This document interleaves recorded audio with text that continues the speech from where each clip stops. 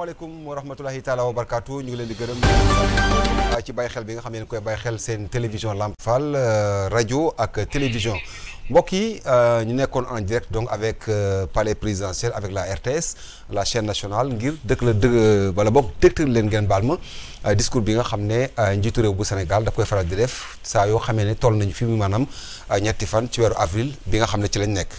mbokk yi loolu xam ngeen ni taarix la ci Sénégal bi nga xamee ne moom nañ suñu bopp ak léegi di maanaam 1960 ak léegi muy diggante ki nga xam ne mooy Senghor Abdou Diouf Abdoulaye Wade Macky Sall ba ki fi nekk tey jii di son excellence Bassirou Diomaye Faye saa yoo xamee ne réew bu Sénégal toll na ci njeextalu at bi ñu naan ko 31 décembre xam ngeen ni discours bi ni mel dafay faral di am waaye beneen bi bokk na ci li jëm ci wàllu 3 avril di mandargaal bis bi nga xam ne bu ñu xëyee dañu dugg ci bis bi ñu moom suñu bopp di maanaam 4 avril.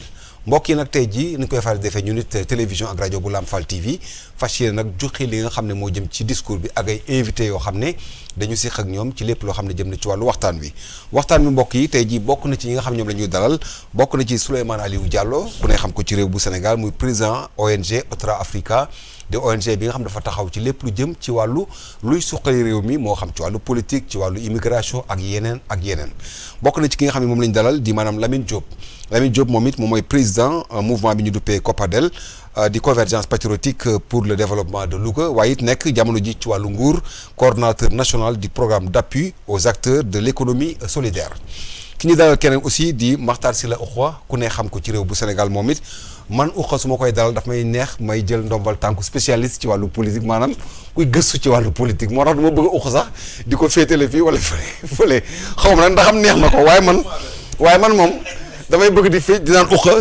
koo xam ne kuy jàngat ci wàllu politique waaw tabarkàlla man foofu laa bëgg vraiment di la présenter alors monsieur Diallo asalaamaaleykum ñu ngi lay nuyu. alhamdulilahi rabbil alamin ma lay nuyu Hamidou Ba di la sant di ndokkale askanu Sénégal si weeru bi ñu génn weeru carême bi Ramadan Mubarak ak julli bi di baalu ak askanu Sénégal di baale ak di am mbégte tey encore fi moom di waxtaan la Ukhwa li ngay wax si Ukhwa fii la ñu mujjee daje waxtaan bu am solo ndeysaan dama génn rek ñu am ñu may interpellé depuis Paris mais moom si boppam rek émigré ko dossier immigration moom si boppam mën na ko kii mais nuyu sunu grand mag grand Lamine Diop vraiment moom tamit si en terme d'économie solidaire en terme de kii am na pàcc bu am solo boo xam ne war nañu si mën a accompagner surtout mu nekk coordinateur national bi te ñu nekk si dynamique vraiment de rupture surtout de présentation li ki nga xam ne dafa jëm si économie surtout wàllum solidarité boobu léeg-léeg ñuy dégg économie solidaire muy réer ñu bëri te mu nekk pàcc bu am solo tey si politique wu kii donc demee naa diggante grand Lamine Diop ak Ukhwa politique de ak kii dinañ am débat bu neex par rapport ak discours son excellence jërëjëf mbokk yi mu nekk Souleymane Aliou Diallo ni mu la ko waxee woon di président ONG Otra Africa Makhtar Sylla Ukhwa maa ngi lay nuyu salaamaaleykum jërëjëf Amidou fii moom duma fi gan ñëpp débat tax na ñoo xamante bokk ay conviction nag ndax ba ñuy bañ man nag Souleymane mi booba ñu ñemee bañ ci réew mi bëriwul wala ñemewuñ ko naa fee lañ toogoon ci plateau bi yaa ko animé woon dëgg la ak Nafi Diallo ma ko Nafi Diouf ma koy nuyuwaale ak Ablaye Faye ma leen di nuyuwaale di leen balaax ba ñuy opposé wu booba ñi ko ñeme ci réew mi bëriwul ça c'est vrai wala nga ñemee génn di wax c'est vrai te booba yëpp suñ conviction mosuñu ko varié c'est ça te dara waralu ko li ci ëpp mooy suñ génn ak suñ tànk yu sori gis nit ñi normal ñi ni ñuy dunde ñu bëgg ñu dunde ko di la gërëm yow toujours nag di gërëm borom kër gi di ko siyaare Lamine mon frère moom itam ci débat lañ xamante waaye daanañ déggante te xamante wuñ mu yor lu am solo moom itam te ñu bëgg gannaaw ñun social daf ñu ñor mooy li ñu gënal koo gis rek muy sonn ci politique te xëccuwu ca ndombal tànk rek social la ko booleeg politique tout à fait kon ñoo ngi gërëm di balu àq waa njàmbur gi ma jóge léegi ndax bi maa ngi jóge léegi ay 17h30 waaye fii day gannaaw damay waxante defe naa ñett at a ngi nii wala ñeent yoo xam ni fin d'année bi fii lañ koy defee c'est ça bu 4 avril jotee fii lañ koy waxtaane te yow koo soxla dafa war a ñëw ndax lu jafe ci plateau yi ngay def mooy musoo nit musula jàpp ni la yow da ngaa far ci benn côté analyse la nag boo xam ne man dama ñeme dëgg ci say invité tout à fait te vous étiez le seul fii presque ci dëkk bi ku doon varier ay débatteur am te musu cee am ñu ni dafa am dafa far te lu jafe-jafe la ndax animateur boo dégg wala journaliste boo ko dégloo rek boo amee tuuti ci communication rek da nga xam am na fu mu far waaye yow mosuñu ko seetlu say wax ak say jëf kon ñoo ngi lay gërëm bu baax di la ñaanal ñu fekk ko na gën a jërëjëf xam naa ne yooyu xel nga yoon bi de ndax 17h30 ku ko jógee Louga ak si heure bi moom xam naa ni xel nga yoon bi yëpp monsieur Diop Lamine salaamaaleykum ñu ngi lay nuyu waaleykum salaam Hamidou maa ngi lay ziare bu baax di nuyu képp ku nekk Lamp Fall di fi liggéey di leen ñaanal jàmm di nuyu Souleymane di rafetlu ay kàddu mu débuté li mu wax di nuyu tamit sama grand frère Matar Sylla Oxa tey bu ñu génnoon day di ñibbi suñu dëkk mën a moom xam naa ni kenn du fi bàyyi sa morom yéen a bokk Louga tey mësaa fi am débat ak moom débat boo xam ne jàng naa ci lu bari vraiment muy débat bu am solo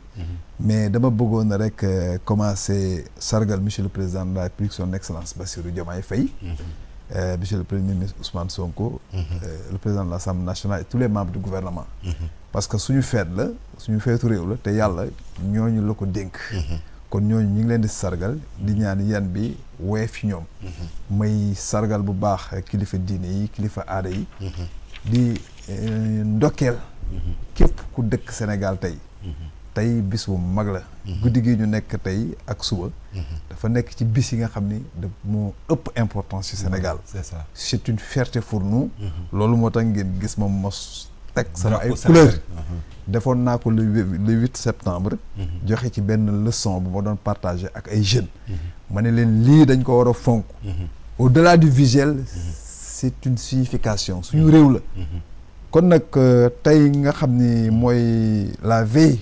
de la fête de l'accession du Sénégal à l'indépendance 4 avril vraiment mbégte laa am man ñëwaat fii ci plateau bi parce que fii du ma fi gan koor gi maa ngi foon su ma juumu sax 31 décembre fii la ñëw def fi décryptage donc merci beaucoup lépp lu ñu fi waxtaanee yàlla na nekk njariñ jik peuple sénégalais yi voilà merci jërëjëf mbokk yi yaakaar naa ne waxtaan bi tey jii dina am solo ni ma ko waxee woon kàngam yi nga xam ne ñoom la ñu dalal tey jii ñu fas yéene waxtaan ak ñoom ci lépp loo xam ne jëm na ci kàddu yi nga xam ne rotee na ci njiitu réew mi Bassirou Diomaye Faye mais xam nga comme que dañ ne suba le 4 avril moi je préfère qu'on commence par benn point bu sensible c'est vrai que pour certains Sénégalais c'est sensible mais pour moi c'est pas sensible d'autant plus que c'est un problème boo xam ne duré depuis presque 30 et quelques ans muy problème de la Casamance le président Bassirou Diomaye Faye ci discours am léegi dafa ne les négociations avancent je remercie le premier ministre Ousmane Sonko qui a participé aux signatures d'accord ci signature accords yi nga xam ne ñoo war a permettre à ce que maanaam dialogue bi war a mën a évoluer teg ci mën a it y a un plan Diomaye pour la Casamance pour la relance je veux dire de la Casamance Souleymane Aliou Diallo par rapport ak cette question est-ce que vous êtes optimiste à ce que mu nekk loo xam ne réussite mën na ci am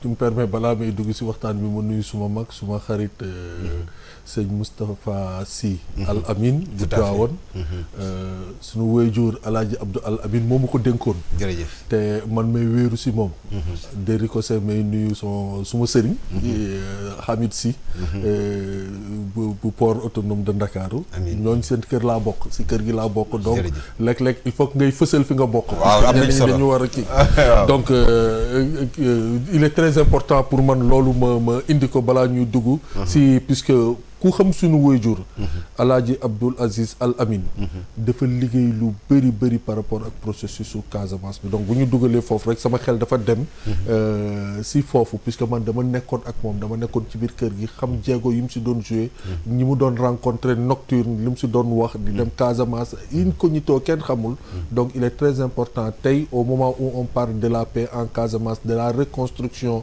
ñuy waxu vraiment ay négociations mes pensées pieuses vont et mes prières vont à l'égard de ce saint homme qui a vraiment qui a été une référence pour le Sénégal entre parenthèses voilà. Donc pour la question ouais.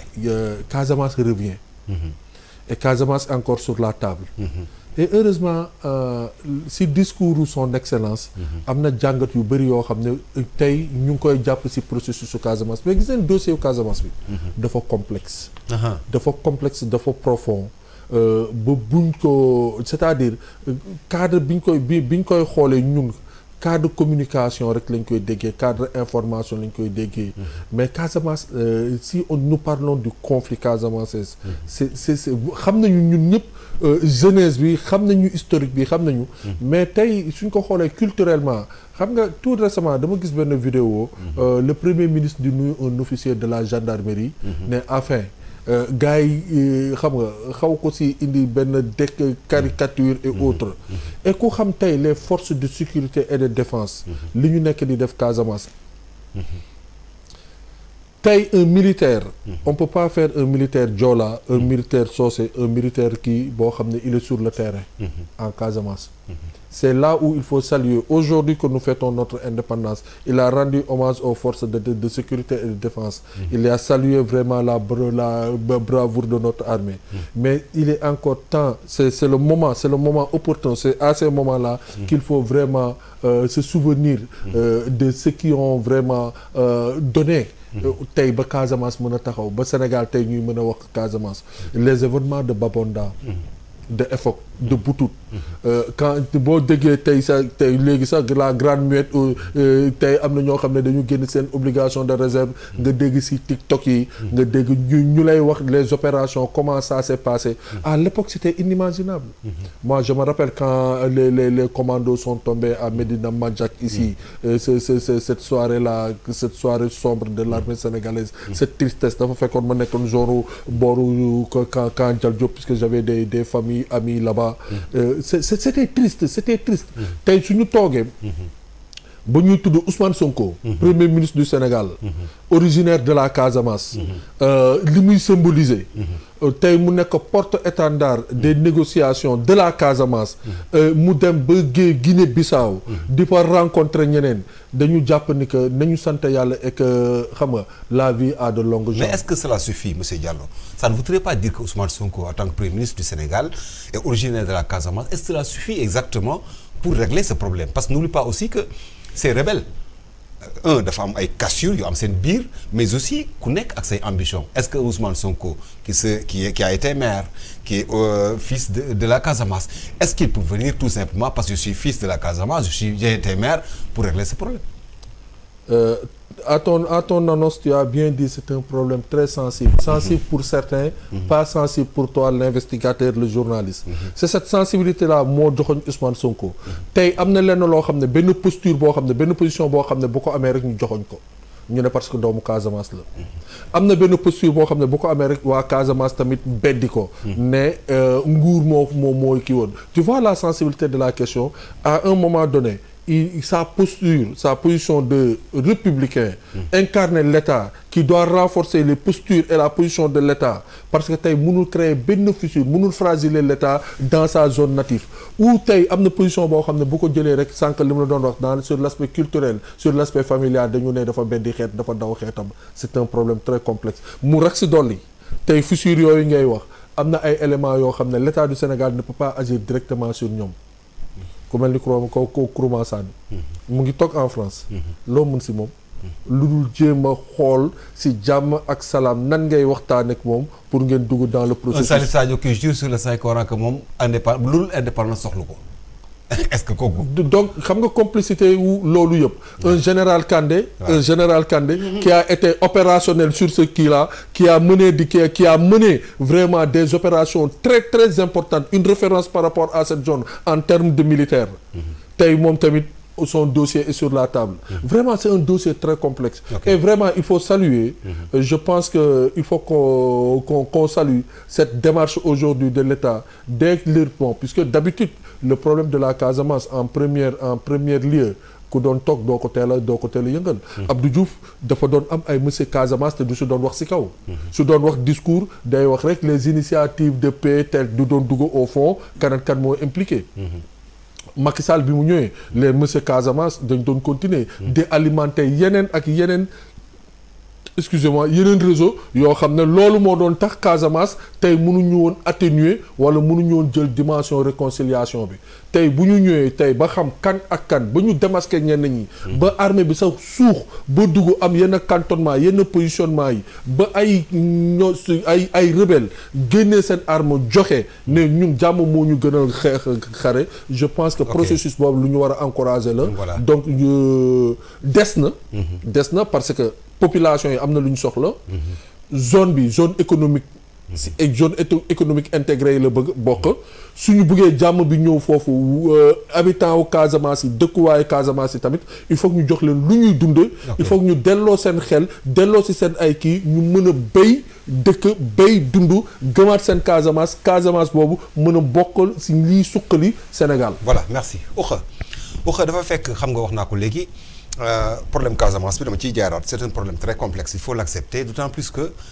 faction yi nga xam ne ñoo nekk ci biir ku nekk ak sa position mais aussi ku nekk ak sa idéologie Souleymane wax na ko léegi il était rare de voir benn gouvernement dès le début yàggul même pas un an wala boog un an rek nga attaqué question casamançaise bi dem sax ba sori ci ba ciy tudd sax peut-être un premier ministre qui est au cœur des négociations mais généralement les hommes politiques ils ont leur façon de faire de Abdou Diouf de Abdoulaye Wade pardon jusqu'à Macky Sall ku ne gisoon na méthode bi Macky Sall a été un peu brutal peut-être Abdoulaye Wade ku ne xam ne ngeen baal ma ci wax ji ñu bari ko doon accusé corruption la doon jaar pour xëy na maintenir Macky bi est-ce que tey ji ak ñi am nga rafet njort. waaw jërëjëf Amidou damay ñëwaat di rafetlu discours bi. parce que discours bi li ma ciy jëkk a seetlu mooy yar. man yar daf ma ñor lool. tout à fait loo tax Souleymane mii neex ma lool. dañuy def ay débat yu bari. mais toujours ak discipline la koy defee. merci gis nga man bu nit ku tàng ñëwee fi léeg-léeg ni ma koy ñettamale waaye bu nit ku am yar bu ñëwee. waaw ni ñuy jëflante ànd ak dal rek. moom ci xam-xam lay waxee. voilà problème mu Casamance nag dafa doon problème ni nga waxee dafa complexe passé na complexe. waaye yàlla daf ñëw wutal bool bu bees. xam nga Casamance ñu bare bare xamuñu ni MFDC. jiitu na l'indépendance. ah c'est vrai. mouvement bi. tu as raison. bu ñu xoolee am na ñoo xam ni sax ay lébu lañu woon fii dëkk Ndakaaru bokkoon MFDC nit ñi dañuy fàtte yu mel noonu. ku mel ne ñoom ay docteur Assane Seck ak ñooñu. kon MFDC xeex tax ko woon a jóg. boole leen ñu ci réew mi taxoon ñu jóg. waaw ça c'est vrai. bi ñu ñëwee nag 81 ñu bare xamuñu ni am na lu déclenché presque rébellion bi. gis nga sun final bi ñu amoon diggante Sandaar ak Jaraaf. waaw. bokk na ci li ko déclenché booba ñun ay xale góor lañ nekk ci kii ndax booba Casamance dañu ni. dañu leen a saboté en tant que waa Casamance. parce que surtout bi ñu sanctionné aussi. Bokandé suspendre ko à vie. c'est vrai loolu am na lu mu ci yokk. parce que seen xol jóg comme tey bu amoon Louga ak yu mel noonu. ok waaye Casamance nañu sant yàlla. gis nga Sonko lu ñu mën a wax yàlla ko indi ndimbalal suñu borom la. gis nga Kourma nee naa la xam naa ko de vie mu xam ko ñu daan am fu ma ko daan gisee. ma nga ca France ak i soxnaam. dëkk ca Aulnay sous Bois la dëkk. ñu ma mujjee xam. nga xam ak Biagui. ñoom ñëpp kii ma nga Lyon. kon nañu xool lan moo tax lan moo ci yoonu France. waaw lan moo ci yoonu France ndax le pays occidentaux dañu yàgg bu ñu coloniser dañuy xool ñi ci ethnie lañ leen di jaxasee boo demoon Tchad tey ci ethnie la ñu nekk Cameroun ci ethnie Mali tàmbali woon nañ ko fa ci ethnie Guinée gis nga ko ethnie fépp ethnie lañ leen doon téye ñun nag gannaaw yàlla daf ñu dimbali woon ci loolu ndax Sonko rek doon na ci misaal koo xam ne yaa ngi bokk ak Rawaan Ngom wëlbatiku di bawal sa yaay sant Diouf di séeréer nga amati baay buy joolaa mu nekk Casamance loolu chance la pour le Sénégal loolu nag dañ ko war a gën a rafetlu di gën a rafetal sunuy nekkin nga xam ne réew mi ñun yàlla daf ñoo dimbalee rafetal ci sëy yi ba léegi sëy yi dugg fépp fi ñu toll kër goo dugg sëy yee jaxasoo na ba kenn mënatu ko expliquer te loolu mooy état nation kon Casamance man dama ci rafet njort ci li des soo gisee jumaay di ci dellu si Sonko mi ci dugal loxaam da koy wax ni kat sëñ bi tey bu rébellion amoon Louga tey Louga laay joxe exemple. mais pourtant am na benn aile doguma la fan yi la passé bi Sonko defee benn sortie am na benn aile ci ci maanaam Macky bi bu def benn sortie attaqué carrément ouvertement Ousmane Sonko. ñooñu c'est des politiciens. xam nga rébellion.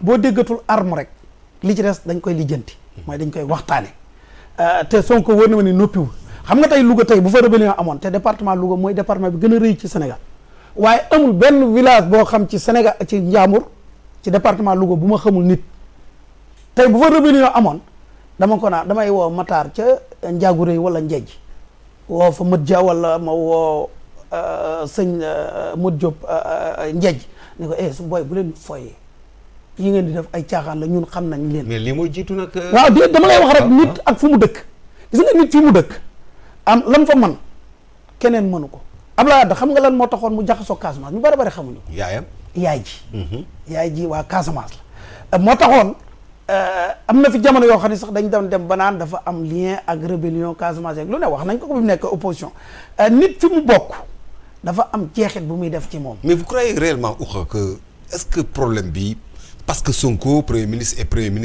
et fils de la Casamance que ça va se régler attention. waaw dañu am ba tey est-ce que jàpp ngeen ni ko mooy seul point mooy atout bi nga xam ne fa la état bi war a appuyer pour régler ce problème. moom laa lay wax dama ne la gis nga réew loo ci gis rek day am point yu sensible yoo xam ne dafay am lu yàlla yu ubbi. buntu bu mu nar a ubbi pour loola jaar fa. est-ce que xam nga ni fi ñu toll joolaay bu ñu demoon ba jàpp militaire u séeréer bu ñu ko xamee duñ ko def daal duñu ko laal. kon léegi Diomaye mi nekk président di séeréer Sonko di premier ministre di Joola man vraiment je suis vraiment optimiste ne Casamance jàmm dina fa am loolu laa gëm te man tey dama dégg benn tiktoker mu wax lu am solo dafa def reportage ci drapeau MFDC fi mu nekk mu ni musuñu làqu waaye ñun li ñu bëgg mooy Sénégal uni ñu nekk benn ndax loolu la ñuy jàmbat fi ñu toll bu njëkk Casamance boo fa daan jógee boo daan jógee Dakar dem fa dañ naan la ana waa Sénégal mais léegi boobu problème amatul bi pont bi pare ñu am ay lien di dem ak ñëw nit ñi fi ñu toll Casamance boo demee olof yaa nga boo saagul sax olof yi mën nañ faa nekk majoritaire pël yaa nga fa man faa nekk majoritaire réew ma jaxasoo na fa nañ ko gën a suuxat rek ndax Sénégal mooy réew mi nga xam ni suñuy lien lu munta régler leneen mënu ko régler tubaab yi nag nañ prêter attention ci ñoom suñ la bëggee téye mënuñu ci yow dara dañu am lu ñuy ruux tàngal ko pour yëkkati ko na ci ñoom Diomaye ak Sonko prêter attention. voilà jërëjëf monsieur Diop li jëm ci wàllu signature accord boobule président de la République am na loo xam ne wax na ko muy maanaam plan Diomaye pour la Casamance bu ñu waxee plan Diomaye pour la Casamance ça me rappelle ANRAC avec Macky Sall l'agence nationale pour la relance des activités de la Casamance mais on dirait que su ma jumul xam naa waaw voilà am naa loolu genre projet boobu la rek mais à travers ce projet là ñu gunge ko ak processus bi est-ce que vous croyez quand même que xel mën naa rafet ci ñu régler définitivement ce problème. merci beaucoup Amidou pour man. bu fekkoon dañ ma ni da nga tànn région bi gën a nekk la région la plus sénégalaise. j'allais choisir la Casamance. xam nga lu tax parce que foofu xeet yëpp nga fa. ça c'est vrai. te soo demee Ziguinchor comme wax naa la ne man at mu jot danaa fa dem foofu minimum 10 fois des fois 15 fois même. dëkk la boo xam ni dama fa sentir. jàmm man ci man. te Sénégal yëpp noonu lañ ko sentir foofu. ok Ziguinchor Sédhiou Kolda dëkk yooyu. yàlla moo ñu ko baaxee. kon foofu defe naa fenn gënu ko nekk bu ñu doon wax Sénégal foofu est-ce que gënul nekk Sénégal xam nga conflit buy am comme niñ ko tuddee rébellion man baat yooyu sax du ma ci bëgg a jaar ma dama naan xëy na ci benn jamono àddina dafa am benn pàccu Sénégal boo xam ni xëy na am na ñàkk déggoo ak beneen pàcc bi Oukha wax na ko léegi boo xoolee àddina bi rébellion yi fi am yépp bokkul ak fii c'est différent bii kay moo gën a yàgg sax ci àddina bi xam nga bii c'est dans au début des années 80 81 82 oui mais particularité bi laa la wax xam nga tey même bañ tolloo ci dugg ay fa mu gën a méttee mais ay nit dañuy bàyyeekoo Ziguinchor wala Sédhiou wala Kolda ñëw fii man mii dama fa am ay xarit sama ay doomu ndey yow mii Souleymane ak Oukha mii toog xam nga kon ñooñu danoo bokk ak ñoom réew dëkkook ñoom kon actuellement man li ma gis mooy le plan Diomaye pour la Casamance initiative bu ma naw la mais c'est comme ANRAC rek par exemple parce que ANRAC ku ne xam na ni que d'ailleurs ANRAC a été créé par le président Abdoulaye Wade moo ko créé woon Macky Sall ñëw continuer ko. oui mais ANRAC. oui je connais bien ANRAC. mi ngi existé ba léegi ah. oui bien sûr oui ANRAC mi ngi existé ba léegi. oui mais PDC bi moo raw ANRAC. le PDC va au-delà. ok xam nga PDC lu muy def. day xool en fait lan moo tax ba léegi mënuñu aboutir à une paix définitive man jàpp naa ne sax fi mu toll nii man damay jàpp ni jàmm am na. sant yàlla non man sama gis-gis. amiin loolu la ñuy te sama espoir. parce que xam nga en matière de conflit am na ay domaines yoo xam ni c'est stratégique. man du ma ci sax ci prononcé wu. actuellement man mon rôle en tant que citoyen sénégalais mooy may ñaan yàlla indiwaat fi une paix définitive. parce que ñëpp xam nañ ko. la partie sud du Sénégal. muy Casamance boobu. lépp luy meññeef.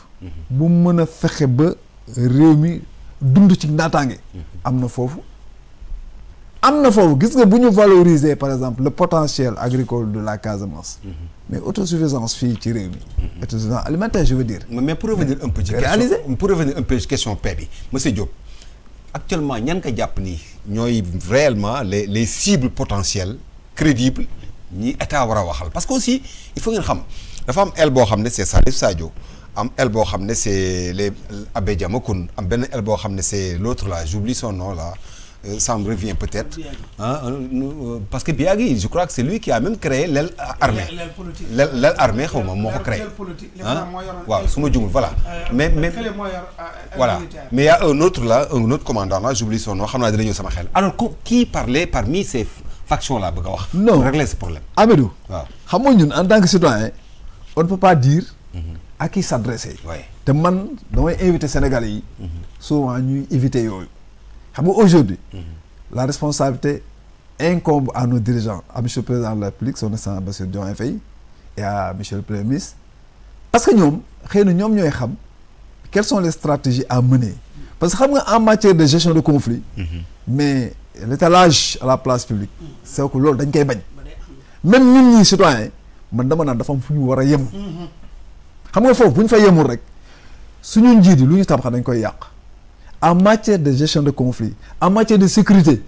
mais c'est de la pure stratégie j'invite solennellement mes compatriotes sénégalais à débattre avec modération sur ces questions en tout cas man en ce qui me concerne je ne cesserai jamais de prier pour que la paix revienne dans cette belle partie du Sénégal may sant nag le PDC parce que fii lañ ko waxee woon ci sa plateau bi je pense que c'est le 31 décembre ma ni leen c'est à saluer parce que un président boo xam ni da nga ñëw au pouvoir au mois de mars de l'année précédente bon c'est la même année mars et décembre discours 31 décembre bi ma ci déggee le plan Diomaye pour la Casamance j'ai dit voilà une très bonne volonté à saluer le président il va avec une volonté manifeste sincère et qui pourrait être vraiment porteuse d'espoir j'ai l'intime conviction que le gouvernement du Sénégal, sous la conduite de monsieur le Premier ministre et sous la direction de monsieur le Président de la République en tant que chef suprême de notre État, de notre République, question bii muy suñu diggante jafe-jafe yi am ak sunu mbokk yi ndëkkal muy ca foofu Casamance jàpp naa ni bu soobee yàlla léegi mu dellu ginnaaw. am nga ci yaakaar. am naa ci yaakaar. définitivement. am naa ci yaakaar bu wóor a wóor parce que xam nga Amidou. bu njëkk ba nañu daan nit ñi nañ daan doxalee. ak ni ma yaakaaree ni monsieur le président de la République noonu la koy waxee. ni mu koy waxee ak son le premier ministre. dañu wuteeg li fi amoon. xam nga tey dafa am lu président de la République wax xëy na ñu bari bàyyiwuñ ci xel parce que fin discours bi la. président dafa ni. l'horizon de nos enfants bon su ma ko paraphraser l'horizon de nos enfants doit motiver toutes nos énergies. C'est qui le président Diomaye. Il pense aux générations futures. Il ne pense pas aux prochaines élections. Voilà un homme d'État. Ok. Voilà un homme d'État. bu fekkoon moom boppam lay xalaat. non danaan man damay xool sama toogaay politique. mais sama toogaay en fait politique politicienne. Ok. mais quelqu'un qui te dit. l'horizon de nos enfants c'est-à-dire avenir suñuy doom. ah. sunu fa ñuy yóbbu tey sunu réew. xale yi génération bu ndaw bi nga xam ñooy jàng. ñooy wut liggéey. mais voilà moi l'élément le plus qui m'a beaucoup charmé dans le discours de monsieur le président de la République aujourd'hui. Il pense à la prochaine génération. Merci monsieur le président de la République. Merci. Voilà, oui. Gis nga benn observation bu tuuti par rapport à la Casamance. Oui. nañu sant yàlla te. bon dëgg la ceytaane bu amee am na rek. bon maintenant c'est historique hein comme ni ñu ko waxee. Casamance fi mu jógee ak fi mu toll. mais est-ce que xam ngeen événement yi ñu mujjee dund ci Sénégal. événement politique yi ñu mujjee dund fii ci Sénégal. moo gën a violent. moo gën a violent la rébellion. bon dëgg la nag boole nañ ci am nañu wax bu nekk tooñ nañu. dëgg la du dëgg. que am na ñu jóge ci Macky bi ñu manifester wax nañ ko fii. bon loolu loo xam ne mënu ma ci teg baaraam. bon wax nañ ko wax la waxu mbedd la waxu tali la. c'est à tenir en considération. mais sur les faits et les chiffres. et les données. manifestation yi violence bu mu impacté. psychologiquement li mu bàyyi. la rébellion en Casamance parce que boo xoolee rébellion en Casamance bi parfois c'est entre les rebelles et les militaires. parfois moo am ay bandes armées ay voyous yu dugg. xam nga def ay bon loolu ñooñu ay brigands lañ leen tuddee. mais la rébellion tant que telle. il ne s'en prenait pas aux populations civiles. et alors dans le monde. xool leen fu rébellion am. nan la attitude de rebelles yi di am par rapport aux populations et par rapport aux armées. Ça c'est vrai.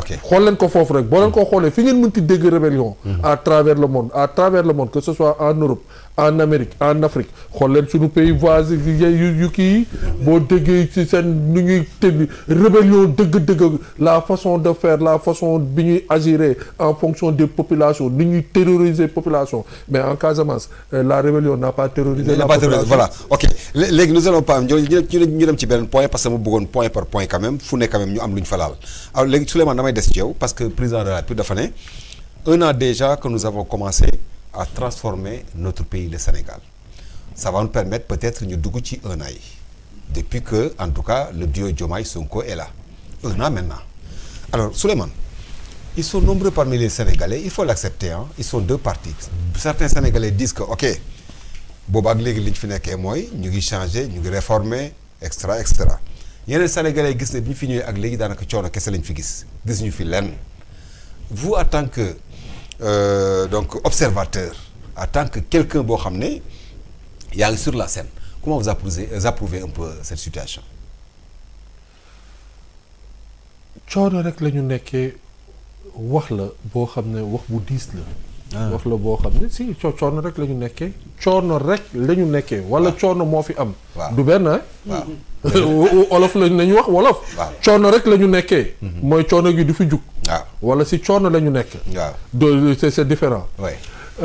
dëgg la période bi ñu toll nii contexte yi métti na. ak coono la ñu nekkee du benn coono bu ñu nekkee bu sax bu dëkku ak coono boo xam ne dafa ñëw ñu ngi koy saafara ñu ngi koy wuti dafa wute wolof la ñu wax man nag doomu lébu laa ab ndereng laa comme ni ko gars yi di bañee mais si teeru baay soo gi fii laa lambatuwee donc xam nga waaw c'est très coono boobu nangu nga ko nangu naa ko c'est vrai il faut le reconnaître et je pense que au solde du premier ministre Ousmane Sonko et du président Bassirou Diomaye ñoom li ñuy incarné mooy li ñu nekk di wax nii nañuy wax askan bi dëgg kuy def politique nañu bàyyi politique suma xaritu daam li muy wax layame ne pas dire les populations la vérité certes il y a une conjoncture économique. kon da nga jàpp ni nos autorités actuelles waxuñu la population dëgg. non au contraire ils ont dit la population dëgg. Au contraire, ils ont dit la population de... Mais est-ce que c'est pas un aveu d'échec, d'autant plus que on les a pas élus aussi pour dire, pour parler de ces difficultés, mais plutôt pour chercher des solutions qu'on doit régler quand même. Parce que nous, bien avant que nous n'ayons au pouvoir, ils ont exposé, ils ont étalé les problèmes que les Sénégalais disent. Alors, yow légui bu dé tonga, ni ko gaay ñen ñi di waxé, fallu ñu la ngir ngay jambat, dañ la fal ngir nga régler problème yi nga fi fekk. Amidou. Waaw. Il faut faire la part des choses. Waaw. Kan mooy wax jooju. Man je suis pas politique. Je ne suis pas politique. Je suis affilié à aucun parti. Oui, c'est vrai, ça c'est vrai. Je suis affilié à aucun parti. J'ai participé à la réflexion sur beaucoup de mouvances politiques m'ont appelé pour donner des contributions sur des thèmes yi ma mën mooy la l'émigration mais bokkuma amul benn parti politique. Mais kan mooy wax jooju suñ ko identifier ba pare cerner ko dañu xam li wax ji fu mu lu ko wundu lan moo ko suxat tey ñu bëgg a wax ni que dafa métti dafa métti par rapport ak li nga xam ne man su may damay ne référence bi si fan lañ ko mën a jëlee les Sénégalais pendant 2 ans ñoo tegle seen bopp di xaacu di wax di ñaxtu di jooy takku tëkku taxaw ne temm ne lii du fi am lum ñu munti jaral nañu ko jaral waaye lii day dog lan lañ doon wax ne na dog boobu nguuru Macky Sall bi yaa ko tudd de man waxuma ko de yow yaa ko tudd déet man gisuma nguuru Macky Sall xam nga man lan laa gis waaw boobu yaataa yimbe bi amoon si réew mi ku ma am ndey ku ma amul ndey yenn alal yi ñu koy pasar pasare suuf yi ñu koy pasar pasare ku bokk si benn camp bi nga gis sa bopp baadoolu bi gisul boppam par rapport ak économie bi ba askan bi yëpp taxaw ne lii na dog ñii nañu dem ñu seeti leneen je suis pas politique c'est une analyse ñu ñëw tey askan boobu taxaw ne non dañu soxla rupture ñoom ñoo wax waxu rupture de yow nga ne am na ñu ñëw préparé ñëw ne leen ñun suñu jëlee réew mi nii lañ koy taxawee nii lañ koy toggee si giir nii lañu bëgg a mu demee mais bi ñu toogee boobu léegi man gis naa fi benn rapport bu juut coow ñii dine signé nañ ko signé wuñ ko mais am na lu nekk ci biir rapport boobu loo xam ne man su ma nekkoon si nguur wala bokkuma nguur man Souleymane Aliou Diallo doomu Dakar Plateau je suis radicalement contre li am si rapport boobu su ma amoon pexe damay dem jàkkaarloo ñi def loolu nee leen yéen doo leen ay doomu Sénégal buggoo leen askan Sénégal da ngeen lor askanu Sénégal. muy ban rapport. lu mel ni building administratif. waaw waaw c'est vrai que défi bi fort na de. non waxuma waxu défi. waaw. xawma ban technicien économiste wala financier wala montage moo am xel xool building bi nu mu toll ak li muy représenter ak li muy symboliser bëgg dugg ci opération financière bëgg dugg comme ba ne building bi nañ ko tayle wala nañ ko jaay au nom de l'État du Sénégal pour l'État du Sénégal wala pour que quoi que ce soit mais lu toll ni building nga soxla xaalis nga ne nañ ko jaay loolu tappale de sirax ñoo xamante dëgg rek ak yeneen immeuble des eaux immeuble des lits loolu su ma xoolee loolu naa ne mais attention kon rupture bi ñu doon wax mu ngi nii fii la war a commencer léegi nag alal bu nan laa ko bu wasaa alal bu wasaa xam nga alal bu wasaa mooy ni que borom barke mën na si dal comme keneen mën na si dal bandi bi tamit mën na si dal alal bu wasaa borom barke da siy dal comme bandi bi tamit da siy dal am na jamono joo xam ne wax dëgg yàlla xaalis mu ngi doon daw si réew mi de mais xaalis boobu ban xaalis la ban xaalis moo doon daw si réew mi ak xaalis boobu lan la ñuy jural ba kañ la xaalis boobu dikki te ñun ñëpp jàppoon nañu ni am na sur le plan politique am na ay réformes yu bëri yoo xam ne mu ngi ñu doon xaar te waxoon nañ ko waxoon ne politique ñi yore woon réew mi nekkoon yore woon réew mi ñu ngi doon wax waxu réforme ñi bëggoon réew mi toog tey ñu ngi doon wax waxu rupture diggante réforme ak rupture changement mu ngi foofu c'est-à-dire serrer ceinture mooy ni que lu métti dina am. Est-ce que serrer ceinture am na jamono ji ñu toll nii. mu ngi métti ci Sénégalais yi. non mais aussi attention Souleymane Aliou Diallo population sénégalaise nga wax mais est-ce que les autorités actuelles ils ont serré la ceinture. observons-les man de maa ngi leen di observer. man dama lay wax exemple man. maa ngi organiser colloque international sur la question migratoire. gisuguma si ni ma yaakaare woon état gisuguma ko si. jàpp naa ni peut-être dañu nekk si rupture. pratique yi doon am léeg-léeg nga laajte dimbali leen ma si ñaari oto. héberger leen ma sama ñaari gan fii. taxawu leen ma si restauration bi nii. fu ma toll nii tey. amaguma kenn koo xam ne taxawuma si. bon am na nag wax dëgg yàlla il faut que si télé laa nekk. ma delloo njukkal le secrétaire d'État des Sénégalais de l'extérieur. fomp na suma rongoñ. fomp na suma rongoñ maanaam dalal na suma xel moomoon na mbir bi maa ngi xaar jëf yi loolu tamit il est très important foo jaaxlee nga toog ci banque gisoo ku la nee massa gisoo ku la nee looy jooy day gën a yokk sa njàqare mais gisee ku la nee toogal massa kaay ñu xool nan la ñu saafara sa bëgg-bëgg dina dalal sa xel donc c'est pour te dire que rupture yi il faut que ñu nangu dem ci rupture dina métti mu métti léegi ñu wax ñu dëgg tamit li am man de li ma gënal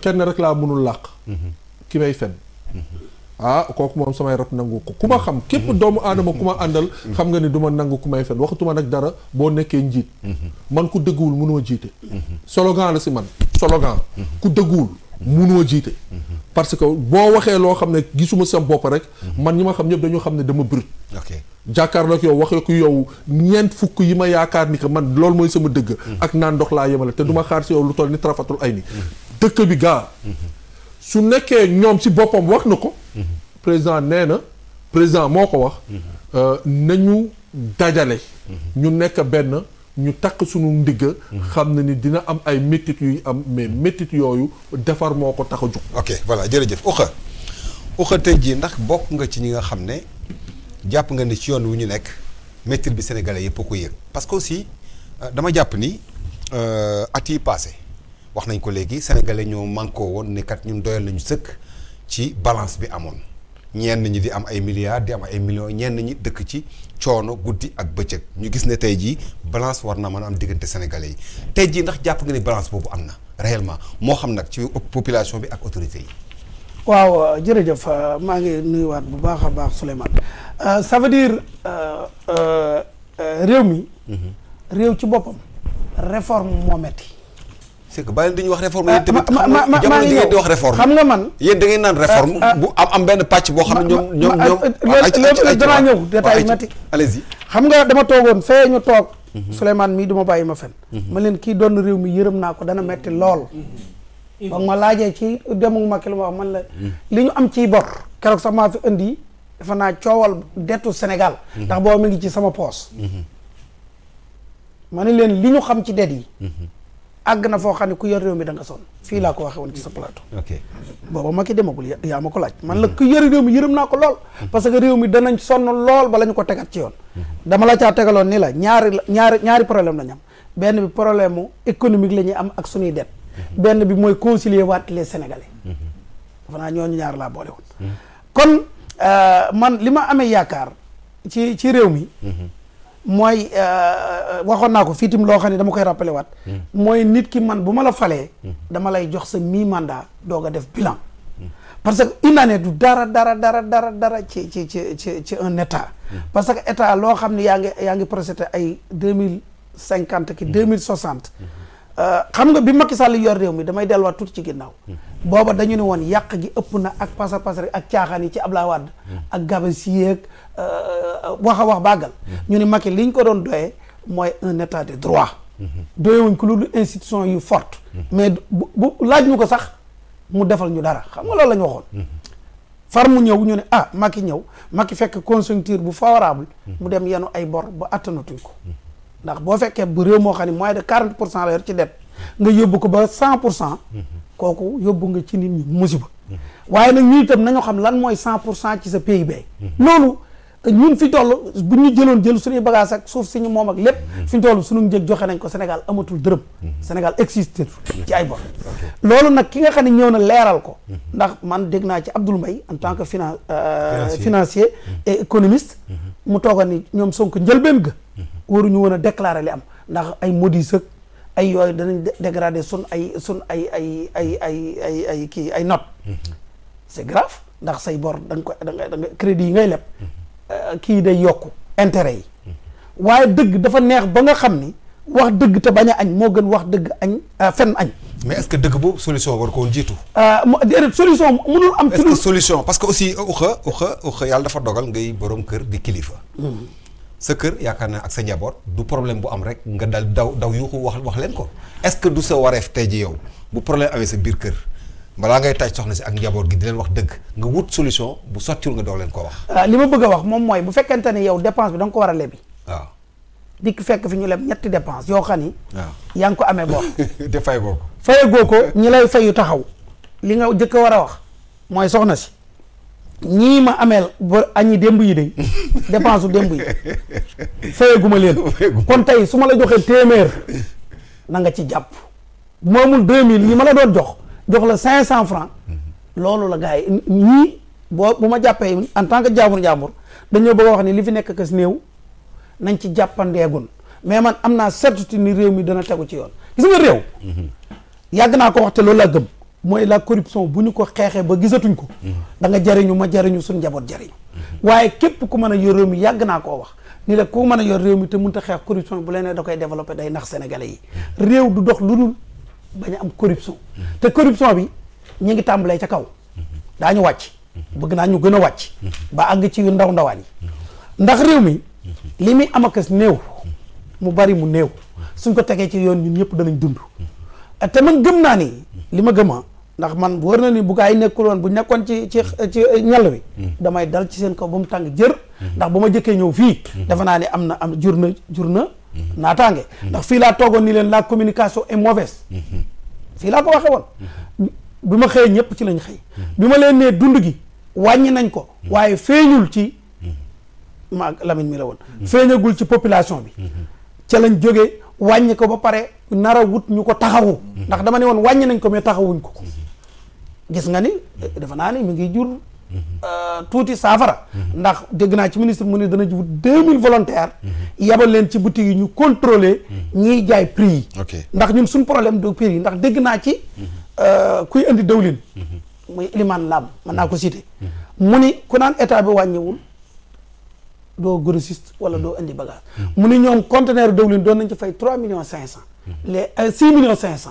wàññi nañ leen 3 millions yi ba 3 millions 500 la ñuy wax kooku commerçant ko wax te bu ko waxee mën naa ko gëm kon gouvernement bi ñi ngi wàññi man li may ñaan sénégalais yi état de droit moo gën économique bu baax ndax mën nga am économique yor réew moo xam ne du état de droit ñu boole la ak sa alal suuxal kon état de droit la ñu soxla ñun jamono yi ñu toll loolu la ngeen di ñaan un état de droit bis bu ñu ko amee lu ñu bëgg lu ne danañ ko am ndax Sénégal ñëpp ko bëgg bailleur yëpp ñu ngi taxaw toll nañ nag ci ni ko président waxee ci conjoncture yu difficile parce que dañ fi fekk ay bor te lebaguñ benn dërëmu kenn li ñuy lebakas néew dañuy kaay ma kaayaatu pour régler ji fi nekk waaye nañu leen may ba ñu jàll année bii dugg année bi ci topp gis nga bu ñu toogaatee fii nëg ni déwén te yàlla bàyyi ñu fi bu ñu doxalul fii laay toog ni leen defu leen fi dara na leen fi gaa yi jël monsieur Diop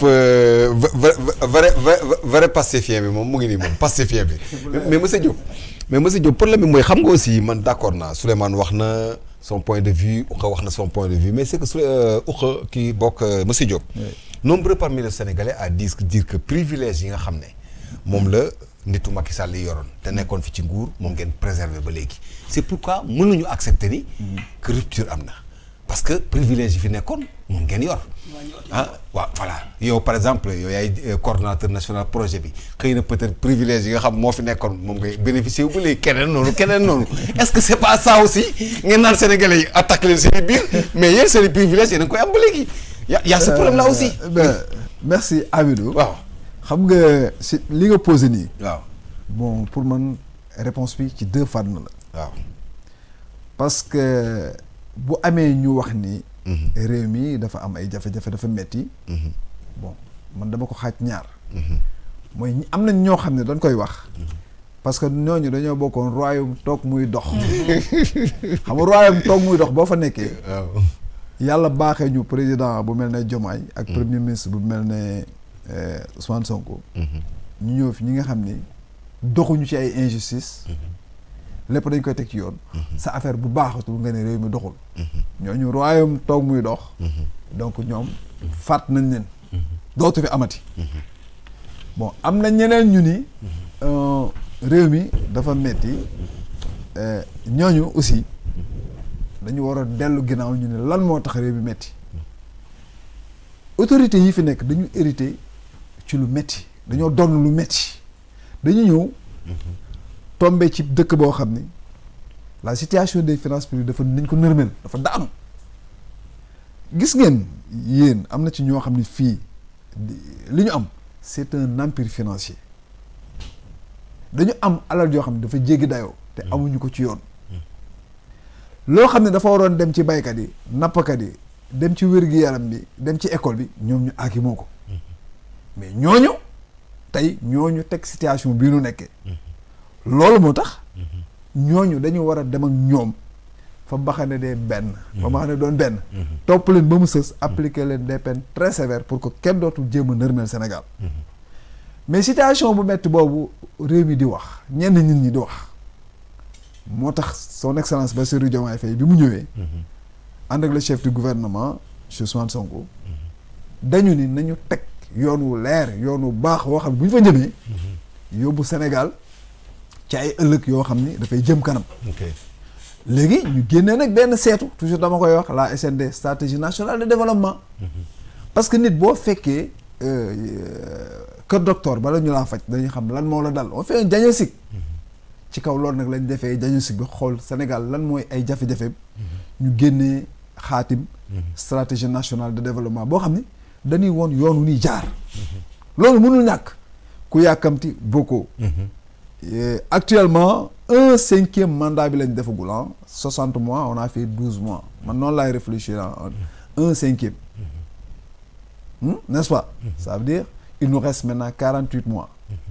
mais comme ni Oxa wax léegi bu ñu yàlla mayee ba déwén ba ñu fekk heure bi danañ gën a mën a mesurer waat te ce sera une mesure très positive mais votre leader le premier ministre Ousmane Sonko en tout cas ci archive yaa ngi fii moo fi waxoon ne su ngeen ñu fale ñaari weer xaw ma ñetti weer ñu redresser carrément réew bi moo ko fi waxoon. mais attention Amidou. waaw ils sont en train de redresser le pays.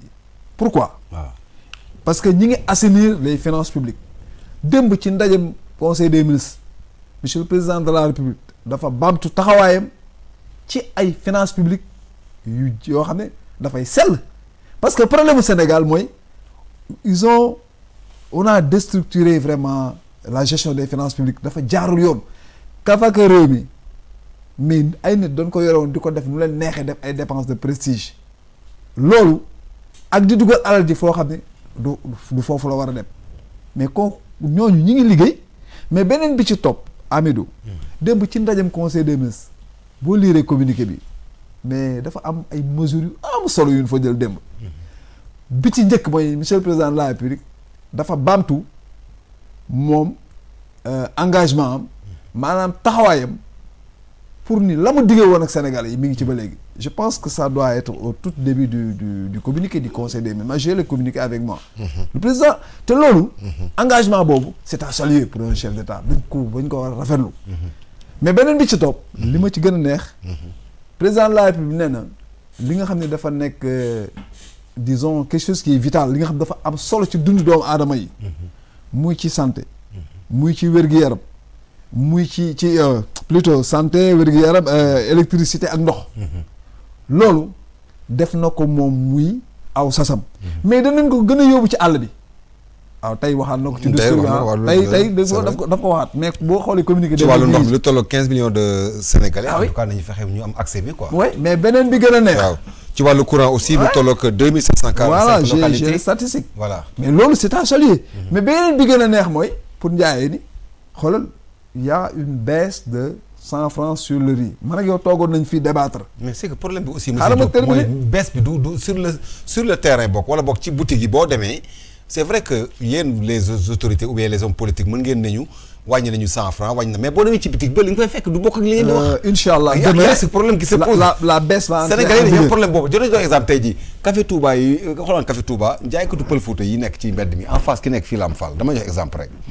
fukki dërëm lañ doon jaayee kaas bu ndaw bi en face ki toog fii suñu buntu télé bi fukki dërëm la ko doon jaayee mais depuis presque 1 mois 100 francs la koy jaayee mu ne lépp a yokk il a raison man bi mu waxee man contre ma ko parce que daf ma ne fa ma koy jënd jël léegi dañ koo doublé xam nañ ko yokk donc affaire bi foog des fois ngeen di xam ne aussi que chiffres yi ñuy joxe est-ce que mu ngi en réalité avec terrain bi aussi non man nag suñu waxee waaw tant que li ñu wax gisuguma lu ko dindi waaw mais dama koy jàpp quoi xam nga la parole d'un chef d'État quand même est sacrée ceeb bi dama def benn calcul bu ndaw waaw ceeb bi 100 francs lañ ci wàññi est-ce que xam nga boo dee sóor 4 kilos de riz par jour loolu dana la def boo ko daan fii ñu toll nii boo ko comparé ak liy ñëw suba incha allah parce que bees bi suba la di nga économiser 12 000 francs le mois su fekkoon dama ko jël man en tant que agent de l'État 12 000 francs danaa ko sakkanalaat man je te donne un exemple dama koy considérer comme une augmentation de salaire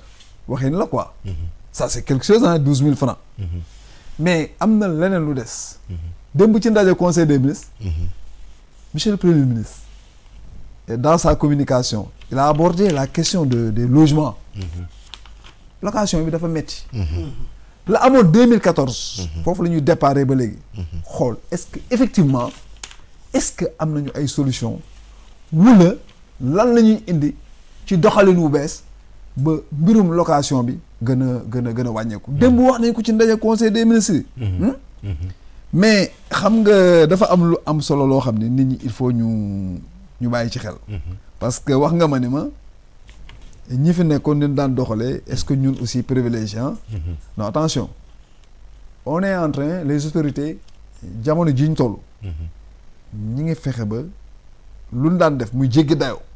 dañ koy wàññi dañ koy indi à des proportions justes correctes gis nga man wax nga sax man ma wax sama cas. waaw bon pour illustrer. waaw mais man fi ma nekk man. liñ ma ndooma tànk bi ñu ma jox. man foofu am jëlaguma fa dërëm ci ndimbalu yàlla. waaye depuis 6 mois parce que procédure yi gaawul noonu. non bu leen defee ni affaire yi noonu lay gaawee mais di nga ma may Amidou parce que sa question bi dafa am solo quoi te xam nga man Pastef laa bokk quoi. dama la bëgg illustrer li may wax. damay timing moo tax quoi ma rek illustrer parce que gars yi dama leen di xaw a. kii moo dese damay nekk di timing fu mu toll nii 2 minutes maximum. waaw xam nga tey. ci boo xoolee discours bi. waaw le président nee na apurement des rappels. 9479 enseignants. non danañ leen jox seen rappel. juróom-ñeenti junni. ak ñeenti téeméer. ak juróom-ñaar fukk ak juróom-ñeent. mu ni 1198 maîtres contractuels. et professeurs contractuels dana leen mettre en solde. mais jàngale ku ci def loolu. koppar yu mel noonu lu day noonu. mais kooku c'est à saluer. loolu moo tax fii ñu toll. dama jàpp ni ils sont en train de travailler et de bien travailler. pour conduire le Sénégal vers des lendemains meilleurs. mais baal ma rek. président xam nga wax na la tey 107 milliards ci DER. dégg nga ko foofu laa jëm bu yàq sama kii kon naa ko bàyyi. foofu laa jëm waaw naa ko bàyyi. mais man li ma cëree la man par exemple. xam nga ajjuma ji jay ñu weesu le 21. mais premier ministre moo lancé les coopératives solidaires et le progrès. sama li ñu ma dénk man. mais foofu tey président tudd na ko ci discours bi. te foofu ñun jàpp nañ ni docteur Alioune Dione gis-gisam ci li mu ñu wax ci économie sociale et solidaire. danañ teg àndandoo saytu jàppale. dooleel mais ci année 2025 junni coopérative solidaire. pour fexe ba xëy mi gën a law. voilà fexe ba nit ñi seen dundin. mais gën a naat. voilà merci jërëjëf alors ñu ñëw ci beneen pàcc monsieur Diallo muy loo xam ne du fi gulet ndax ku ne xam na ni DER. président Macky Sall moo ko fi sampoon président Bassirou Diomaye Faye en tout cas ñu koy gërëm di ko sant ci continuité bi nga xam ne def na ko ci wàllu état parce que c'était pas évident aussi lu mel ni DER da nga doon gis souvent président yi bu ñëwee dañu écraser yu mel noonu par exemple si je me rappelle lu mel ni j'oublie encore FNPJ yi si vous rappelez nekkoon na fii ay moteurs yu bari yoo xam ne nekkoon na mais quand Macky Sall ñu def ko dissoudre non tas nañ ko donc tey jii voilà tas nañ ko alors léegi DER yàlla def muy gën di continuer tey jii lii woon ne nii maanaam autorités yi jox nañ ko fulla aussi mooy président wax na ko renforcement ci wàllu koppar lu tolloog 107 milliards de francs CFA mais aussi ñu appuyé ci ay fermes intégrées yu tolloog 15000 fermes intégrées mais problème bi mooy Souleymane 15000 fermes booy intégrées 15000 fermes intégrées waaw 3000 hectares. voilà 15000 fermes intégrées mais problème bi mooy Souleymane souvent ces genres de projets là. 15000 fermes. oui souvent ces genres de projets. 3000 hectares. voilà Souleymane. 15000 fermes pour l'agriculture. voilà mais Souleymane souvent je dis Souleymane ces genres de projets souvent il y a un problème de suivi. Quand je dis il y a un problème de suivi mooy tout récemment j'ai reçu un acteur clé boo xam dafa jot financement ci wàllu DER bi mais moom en personne il a été clair il avait des ambitions ci àll bi ci wàllu mbay et tout cela mais à un moment donné dafa dem ba gis ne la nga xam ne moo ca war ci wàllu suivi ak yu amu ci ba fulla gi mu ko waroon jox ko est-ce que Souleymane on pourrait pas dire à un moment donné deniers publics ñu koy dugal ci ay projets yoo xam ne souvent du am suite souvent du am réussite parce que vouloir tout simplement attaquer la pauvreté, vouloir attaquer le chômage, est-ce que vous croyez que ce sont ces genres de projets qui peuvent régler ça, d'après vous? Hamidou, tu as mis l'accent sur quelque chose qui est très important par rapport au discours que le président de la République wax. Et que bon, donc de faire firnde sur des chiffres et sur l'orientation de la politique de l'État en question d'entrepreneuriat. Moi, li nga wax ci DER. Donc accent bi mu mettre ci DER par rapport au financement de 100 milliards yooyu. Gis nañu récemment le ministre français ñëwoon na fii ànd ak la ministre madame Aïda Mbodj. Qui vraiment qui bénéficie de la confiance du chef de l'État. Donc il faut le reconnaître. muy yaayu Sonko di sunu wéyjuru coalition bi. Et je pense que le fait ni que ñu yóbbu ko DER. am na benn attachement bu sympathie benn mais surtout la dame elle-même. Bon parce que ñun léeg-léeg dañu moytu sax di wax ci nit. mais nit ki tamit waxal ko boppam. waaw bi mu ñëwee sax annonce yi mu def sax d'ailleurs par rapport ak restructuration DER. ça a commencé à jager. c'est-à-dire ñi jël xaalis bi dañ koy rembourser. donc c'est pour dire que am na esprit bi mu bëggoon jox par rapport ak l'entrepreneuriat et tey. suñ koy suivre. Presque elle est plus sur le terrain que dans son bureau. Ok. Ça moom mën nañ ko seere. Et parfois même dañ koy reprocher inaccessibilité parce qu'elle est tout le temps entre audience entre sur le terrain. Et donc je profite de votre audience pour la saluer et massawu ko mag la. Mais engagement bi mu am détermination bi mu am ci programme mu DER boobu. tax na ni tey elle est très passionnée sur cette question. may tooñaale nag suma xarit Moussa Diagne le coordonnateur di ko ne na ma jël téléphone colloque bi taxaw na moom xam na maag moom fan la ñu jaar pour colloque bi quoi xam naa ginnaaw dina ma dégg colloque bi maag moom ñoo si waxante woon du ma si sonj Adja Aïda Mbodj mais DER mu ngi si processus si état wu Sénégal parce que tey DER bu demee ba di lever ay 100 milliards di ko mën a injecter par rapport ak l'entrepreneuriat il faut comprendre que rôle bi mu war a jouer dañ ko renforcer en capacité ndaxte docteur Aïda Mbodj bu ñu koy dégg man je me plais de parler directement de docteur Aïda Mbodj puisque j'ai eu un entretien ak moom xam ban volonté la am par rapport à la jeunesse il y a de rupture parlant de rupture la bëgg a am ba du ñu jël xaalis nii rek teg ko si loxo waay ku la neex te du am lenn lu koy topp te du am muy def lu la neex Aïda n'est pas dans cette logique là donc il faut s'attendre que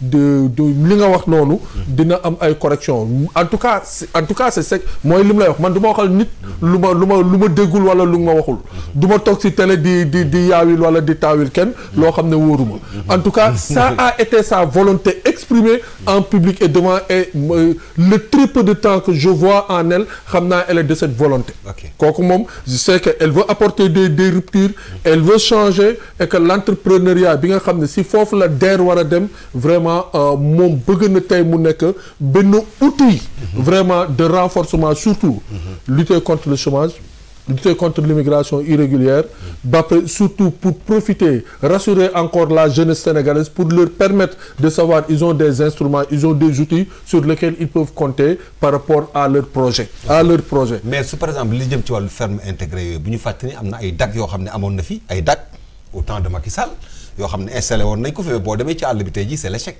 DAC yooyu yëpp dee nañu est-ce que aussi ça sera pas le cas voilà et ça sera pas le cas aussi Itato waaw voilà donc DAC yooyu yëpp amul benn pourtant ay milliards la ñu injecté ci DAC yooyu DAC yooyu ay milliards lañ ci def tey jii avec cette ferme intégrée là est-ce que aussi jàpp nga ni que rafet nga ci njort man de ku ma dégg may wax ultime ci secteur bi nga xam ne man secteur boobu laay évoluer secteur immigration et d'ailleurs je pense que ci wolof bi sax son excellence a broché par rapport ak damay ñëw yow kay la ngay woote danga ma cee gis yow waaw yaa ngi ñëw léegi waaw je pense que son excellence xaw na ci broche tuuti il est important man dama jàpp man en tout cas ñu bëri ñuy ne xale yi dañu génn dëkk bi dañu non gis ngeen dëkk yu développé yëpp seen am na benn pàcc ndaw yoo xam ne day génn wuti màngaani dafa bokk ci luy développé réew kooku ku ñu ko xamul rek ñooy wax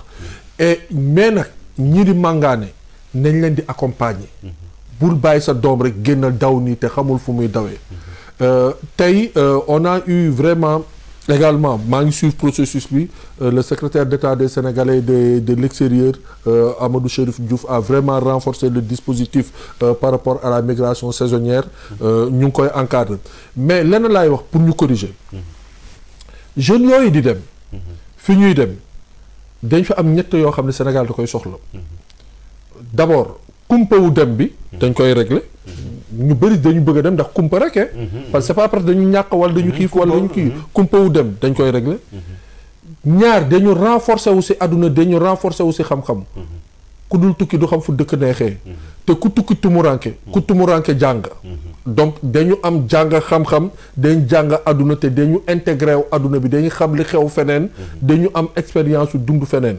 ñetteel bi dañu am comme foofu nag moo intéressant par rapport ak sa question bi mais bu ñu demee alal boobu ñuy am foofu si secteur yu ñuy nekk muy nekk secteur mbéy bi parce que ñu bëri dañu yaakaar ni affaire bi si mbéy rek la non du si mbéy si yeneen secteur la secteur santé infirmier sage-femme matrone et personne de troisième âge loolu mu ngi si secteur chirurgie bâtiment transporteur am na projet bu am solo boo xam ne dafa laajte presque plus de 30 000 chauffeurs camions yoo xam ne dañu dem foofu donc bëri na mais ñooñu suñu demee état da leen war a accompagner suñuy dem si tuuru état ba liggéey fi ñuy liggéey suñuy ñibbisi projet yooyu nag mooy am importance bi c'est-à-dire tey boo jëlee ferme yooyu tey boo jëlee 10 jeunes bu nekk nga jël si li ñu ami bitim réew si koppar bi ñu am bitim réew nga ubbil leen capital c'est-à-dire ñoom 10 yooyu yëpp ñu nekk actionnaire u benn ferme état bi financé ferme bi si kaw ñoom ñu def si seen xaalis xam nga ne du ñu si sooxat loolu. c'est vrai seen xaalis mu ngi ci biir. waaw maanaam ay actionnaires lañ. ay actionnaires lañu c'est-à-dire da ngay jël 10 jeunes bu nekk. 10 jeunes bu nekk contribuer. c'est-à-dire ñoom ñooy créer seen entreprise. suñu ko amee seen capital boobu ñoom 10 la ñuy jël dem yóbbu ko si état. ferme bi état bi comme am na mise à disposition terre yi accompagnement bi xale yi liggéey si loolu. kon loolu du suuxat parce que seen alal la. et ils sont bien accompagnés. dem ak dikk boobu ñu doon dem dina am njëriñ. donc effectivement loolu mën na nekk.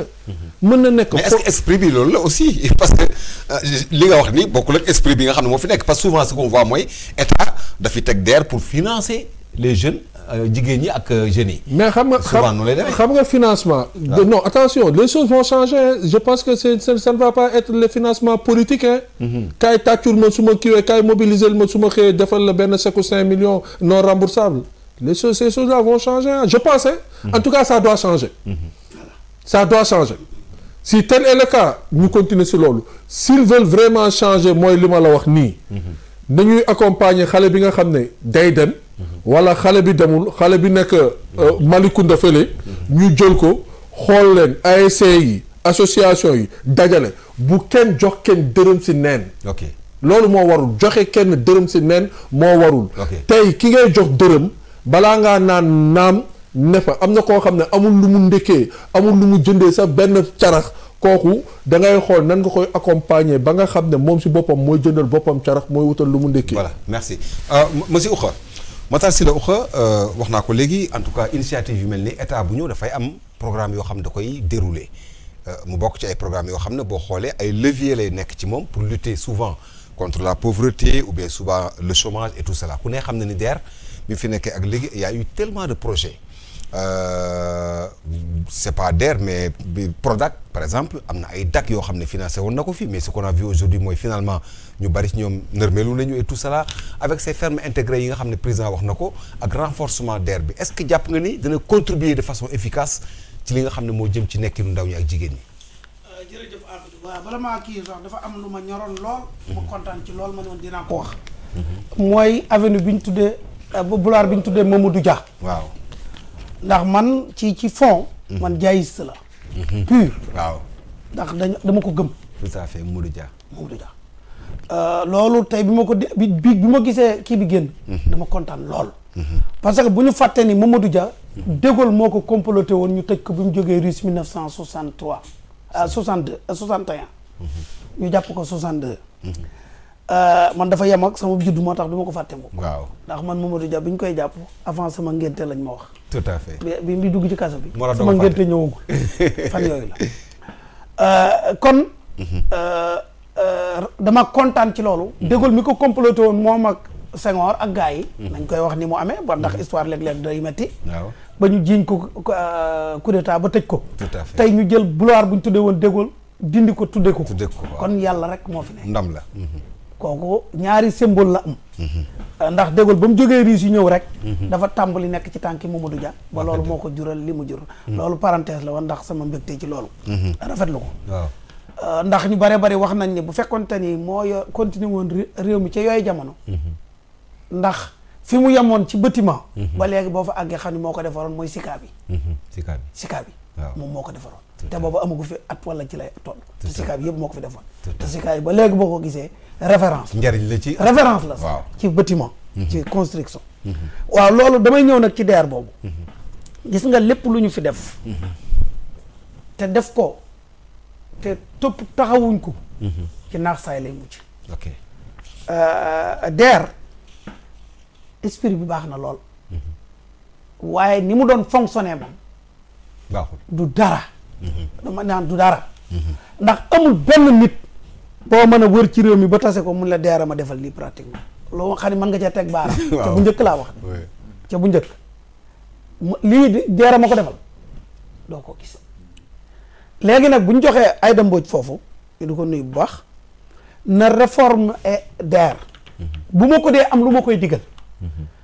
nitu kaw dafa am kersa mbooloo xaalis bi kuñ koy lebalati nañu dem ba def enquête ca biir village ba nga dëkk nga wone la nga fay liggéey ñu toog ci penc mi ni ñaata nit lañ fi war a lebal chef de village bi toog mbooloo mi toog ñu ni diw ak diw lebal nañ leen seen tool bee ñoo ko moom ñoo fay bay fee soble lañ fay bay fee pomme de terre waa dëkk bi yëpp toog ñu yëkkati xaalis bi bu leen neexee jaar ko chef de village bi mu garanti ko ñu jox ko loolu lu may digle rek la ndax damaa dëkk ci kaw nga xam ni nitu kaw di fonctionner. suñu ko defee xaalis mën nañ ko bañ a lekk waaye bu fekkee da ngaa def benn bureau ca Louga. waaw Matar xaw mu ñëw du war fasam tekki ko fay ñëw dugg ci kër nga yëkk 3 millions jox ko boobu sax doo ci jot ndax kenn fekke wu ko. day mën nga ko ñàkk.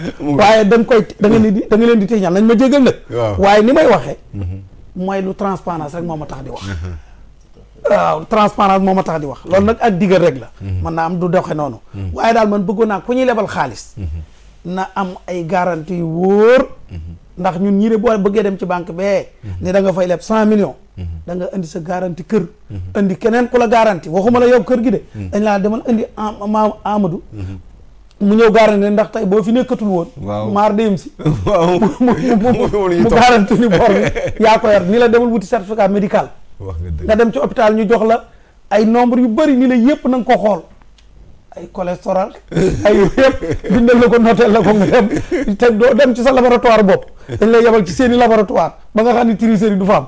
boo ñëwee boo amoon tànk buy metteeg wala ñu naan am nga astro yooyu yëpp duñ la jox ñaari dërëm ay diabète ak yooyu yëpp duñ la jox dërëm parce que dañ naan kii wóorutu lebal suñu xaalis kon nit ko ku koy jox xaalis ku mën a doon na tegu ci ay sart yu leer ak garantie yu leer man loolu laa gëm ndax DER bi gisaguma laa la wax man nit sax ñëw na buggumay wax turam benn bés ni ma wax gannaaw yow da ngay politique man DER dama leen a amee loon xaalis teew ma lu ma leen fay xanaa xamoo gars yi ko dimbali ba ma lijjanti ko ma ne ko wax dëgg yàlla loolu de man bokkuma ci régime mooy régime bi génn ma ne ko dama cee bokkul moo tax xëy na bu ma ci bokkoon du ñàkk ku ma ci xam waaye xaw ma fa kenn sama kër la ñëw ni ma man jaaxle naa lool te DER maa ngi dégg coow li bari na man ameloon naa leen 3 millions 500 te fi doolu moom lekk naa ko tout à fait léegi nag boo fa xamee nit nga dimbali ma ci kon daal loolu dama koy digal. c'est pour vous dire combien de fois donc programme yi projet yi toujours c'est des problèmes de suivi. boo demee ci àll bi nii da nga fay fekk ay procès yu ñu ubbi woon jënd ay tracteur dugal fa machine lañ fa tegoon ma nga yàqu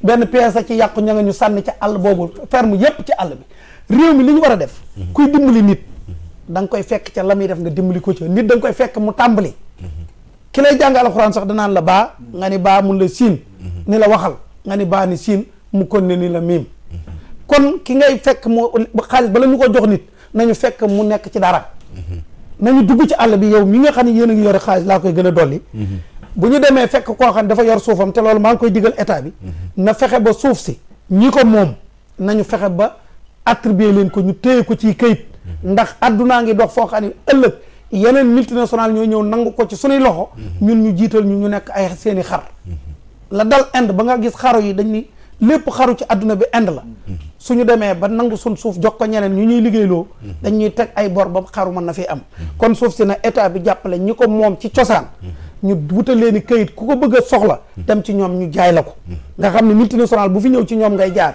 kooku même bu fekkee mënu koo bay mën na koo def xaalis dem defi leneen mu commerce wala mu defi leneen waaye suuf ki ko moom kenn du ko foyee loolu benn digal la ci ñoom waxoon naa ko ministre de l'agriculture maa ngi koy rappelé ñi nga xam ne ñun ñu kii bërki dem bu maag moom ànd nañ fi yaa 1 mois ñu def ci benn boo xam ne fi ñu toll man kii regroupement bi ma bokk fi ñu toll damaa waxtaan ak ministère ñu ni ma au lieu ngeen koy def ay regroupement ay coopérative ay 300 personnes 200 def leen ko ba mu àgg ay 2000 personnes fi mu toll man coopérative bi ma bokk àgg nañ 2000 personnes man bi ma bokk kon nañu fekk ñi nga xam ne ña nga fa di góorgóorlu ñu jàppale leen te bañ a ñëw fekk borom bassin yi nekk Dakar ak borom costume yi ñu ñëw di leen jox ay xaalis fii la ñuy toog Dakar ak seen i diryanke ak ay sikaar ñaareel wala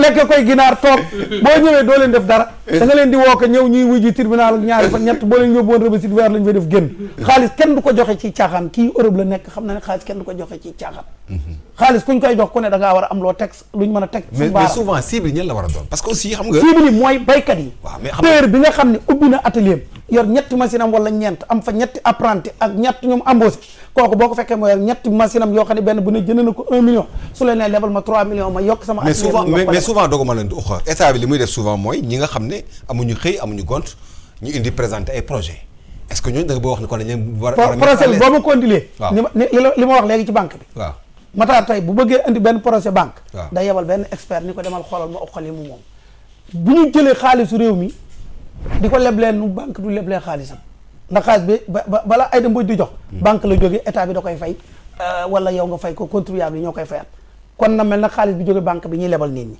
nañu def képp ku ñuy joxati xaalis na nga am waxuma garantie matériel mais nañu la fekk la ngay def nga xam ni mën nañ la faa fekk ni Amadou mi dafa bëgg tey télévision ñu fekk ko muy ab journaliste def 20 ans wala 15 ans de métier ñu ne ko noo ko bëggee andil ñu dossiers yi mu ne am naa local am naa ñaari caméra thermique am naa nangam ak nangam am naa ay 16 am naa ay photo ñu daal di yëkkati 20 millions wala 30 millions wala 50 millions abal ko ndax kooku am na tàmbali waaye ku kenn tàmbaliwul kenn du ko jox dara kaw kenn waru koo jox dara nit ki man tey bu ma doon lebleb xaalis damay dem fekk ka ca tool ya bu nawet bi jotee ma ñëw ci village bi fekk ña dem tool ma toog ba xaar leen ci kër gi ba ñu ñëw ñu ne ñii dañoo demoon tool nga woo leen ca penc ma xam ni ñii ña nga amoon tool nga mais pourtant c'est pas et pourtant c'est pas le cas léegi nag c'est pas le cas souvent li nga wax gerte gi ni ñu ko doon jox souvent li nga wax nii c'est pas le cas souvent ñuy jël loolu nag la damaa bëgg ñu dindi ko ñoom Sonko xam nañ ni mu demee Diomaye baykat la xam na ni jiw war a demee jiw yi ñi ñu ko daan jox fi 80% yi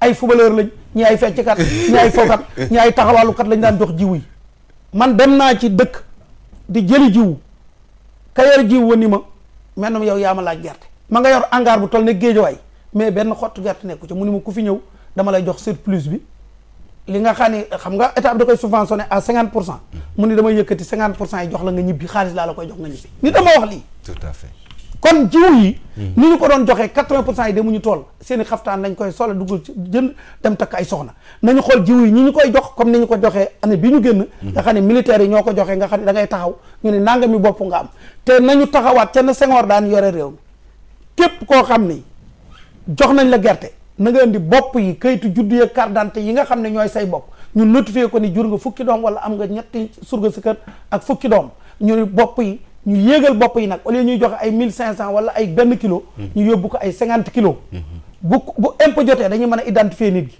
léegi da nga wax ci affaire location yi ma ñëw ci loo xam ne dafa jar a dimbali état bi aussi mooy bu ñu bëggee ñu contrôler location yi nañu tabax ay logements sociaux yu bari loolu benn aspect la ci beneen bi ñun borom kër yi nga xam ne ñooy loué pour mën ñoo fay impôt ba duñ la rëbëje na état bi ni léegi aide au logement bi dama koy jaarale ci propriétaire bi li nga loué kër gi mënut a réer état bi doo dem rek ni man sama appartement maa ngi ko loué 150 000 état bi bind na 150 000 ñëw fay.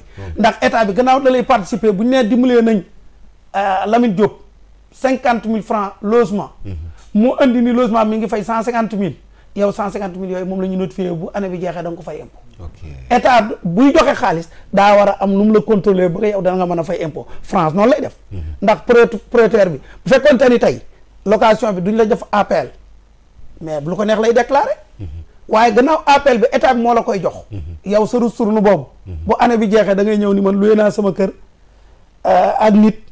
état bi war na koo dimbalee moitié bi. comme France boo dee fay 1000 euros. ñun la 500 euros yi ñoo la koy fayal. 500 euros yooyu moo gën sax bourse familiale yi ñuy wax. ndax Sénégal li fi loué fi ñu toll tey liggéey. moo ëpp doole ñi ñu jox bourse familiale. mënoon nañ ko dugal ci location bi pour mën a identifier les propriétaires. yu mel na ñun nga xam ne léegi nga def ay fausse déclaration ñu mën a identifier xam naa ni bu ma jógee fii gars yi yor kër yi danañ ma mer mais dama cee bokk moo tax ma di ko jërëjëf merci alors monsieur Diop en tout cas mbir mi doy na waar c'est des slogans souvent qu'on dit ou bien souvent c'est des projets politiques ngeen baal ma ci wax ji mais en tout cas ce qui est sûr mooy DER mu ngi tenir quand même ñu jàpp ni kon peut-être war a mën a doon benn programme boo xam ne au moins état bi war na ci mën a appuyer wu pour vraiment aussi xeex ndóol bi ou bien xeex chômage bi mais aussi dafa am loo xam ne suggestion yoo xam ne monsieur Diallo wax na ko ak monsieur Ouxa muy aussi ngeen xam ñi ngi ko war a jox les cibles d'abord mais aussi le contenu et le suivi. Merci beaucoup Amadou. Moi je reste dans le discours de monsieur le président discours bi lay toog. président dafa am lu am solo. dafa wax discipline budgétaire bi. maanaam alalu réew mi gafak ak réew mi nañ koy téye na nekk nu sell loolu duñ ci bañ dara. président moo woo ci discours bi ah. donc may resté ci discours bi. parce que DER alal duñ fa mën a joxe alalu Sénégal la donc dafa war a obéir sur les normes d'une bonne discipline budgétaire d'une bonne gestion budgétaire. xëy na nag DER man xawma ci lu bari mais li ma lay wax mooy question bi ngeen posé. ñun de suñu jëwrin Alioune Badara Dione ministre de la microfinance et de l'économie sociale et solidaire bi mu ñëwee toog dafa am benn gis-gis boo xam ni daf ñu koo jox gis-gis boobu nag dafa jóge ci lii nga wax nii léegi dañu seetlu ne alalu réew mi dañ ko yenn saa yi danaan am ak séddale da nga ñëw fekk benn. je me rappelle mës naa toog ak moom le ministre Alioune Dione ci bureau ñuy waxtaan xam naa mu may seetaan mu ne ma li ma gën a jaaxal ma ne ko waaw mu ne mooy bi may ñëwee ci ministère bi bor yu bari fay ñi ko lebal fay maanaam c'est pas maanaam daal ay directeur diw la wala ministre diw say militant maanaam dañ koy jox nga jox say militant mais amul retour quoi. moom bi mu ñëwee waaw gis na ni. waaw dafa amoon ci loolu ñu daan jàppale nit ñi ci ay koom-koom. dafa amoon kumba am ndey ak kumba amul ndey. ñoo xam ni dañ koy am fii am ko fële am ko feneen. papillonnage ba pare yenn saa yi duñ ko jox ñan ko war a jox. da ngay toog rek pour ñoom ñu am clientèle politique. ku leen neex lañ koy jox. bon moom bi mu toogee. mu ni man daal li may njëkk a def mooy loolu damaa bëgg mu dakk parce que xam nga loolu bu dakkee rek. na ñuy saytoo alal réew mi ak nañ koy joxee ak nañ koy récupérer waat day nekk lu yomb. dafa génnee lu ñuy wax la stratégie de financement ciblé. maanaam bi nga posé question bi. maanaam da ngeen di ciblé. ah mais ñun bu ñu ciblé c'est-à-dire dañ xool kan lañ ko war a jox. est-ce que réellement war na koo am. comme li Ouakha doon wax léegi est-ce que kooku mi ngi ci activité bi. mais doo ñëw koo xam ne fekk koo xam ne liggéeyul dara nga bëgg ko financer te ñun bala ñoo financer kenn dafa am fu ñuy jaar ak yow danañ fexe ba kuréel la ñun ay kuréel la ñuy financer mais kuréel googu dañ koy namm. mais pas nit nu ngay financer nit. non xaaral individuel am na. non financement nit ñi xam nga yow tey mën nga dem microfinance ñu financer la. ok mais bu dee économie sociale et solidaire ñun kuréel lañ gën a taamu. la dynamique communautaire nit ñi ànd ñu financer la ñu mën a liggéey. loolu financement ciblé la. parce que bu njëkk ba dañ daan jël comme ni ma la wax alal ji di ko séddale di ko jox ne leen neex seen clientèle politique mais loolu dakk na dañuy démocratiser lépp li jëm ci joxe alalu réew mi. parce que ñëpp ñoo ci bokk. mais Diop mbaaru ay militants yu nekk Louga aussi. non du def pression ci yow. non du def loolu ñun xam nga ñun. sa militants yi nekk Louga sa militants yi nekk Louga waa Copadel. non xaaral ma wax la xaaral ma développé rek ma wax la xam nga ñun. quelqu'un parmi eux qui vient par exemple monsieur le président Copadel alors en tant que coordonnateur du programme national sama projet gi nii. waaw attention. waaw bu dee nit dafa joxe projet bu baax. waaw te bokk ci mouvement. waaw xaaral même boo ci bokkul xam nga man lu may seet. Sénégalais laay xool.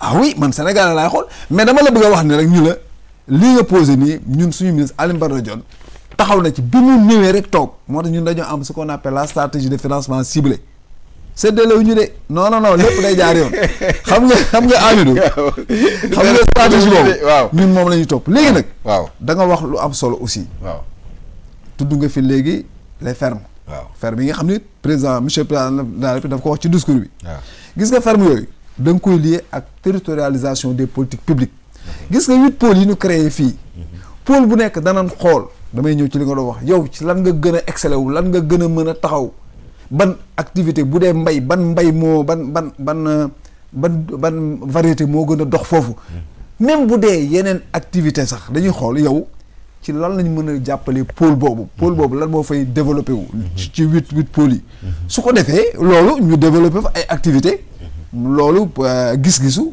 territorialisation des politiques publiques dañuy yóbbu politique yi ci gox bi loolu nag dafay ànd ak li président wax moo tax man la damay resté ci discours bi xam nga discours bi tey dégg ngeen président le foncier le foncier oui le patrimoine foncier président dina fexe ba dana ko saytu bu baax li ñu jëm ca kanam aussi danañ fexe ba démocratiser ko man la discours bi lépp mi ngi ci Amidou discours bi daal xëy na bon boo poser question peut-être bu ñu répondre bëgg nga xalaat mais sànq dama wax ci affaire ferme yi maanaam sànq wax naa la ko sànq y a eu combien de fermes DAC par exemple DAC yi nga xam ne Prodac financé woon na ko non man yi ma ci xam mën naa la ci citer par exemple mën naa la wax Kër Momar Sarr wala bu CFA waaw am na Itato affaire yooyu mais xam nga loolu ñoom ni ñu ko daan defee waaw c'était anarchique parce que ñoom teniruñu compte ci spécificité yi maanaam baaxaay yi nga xam ni wala en tout cas doole gox yi mais lii dañ koy lié ak les 8 pôles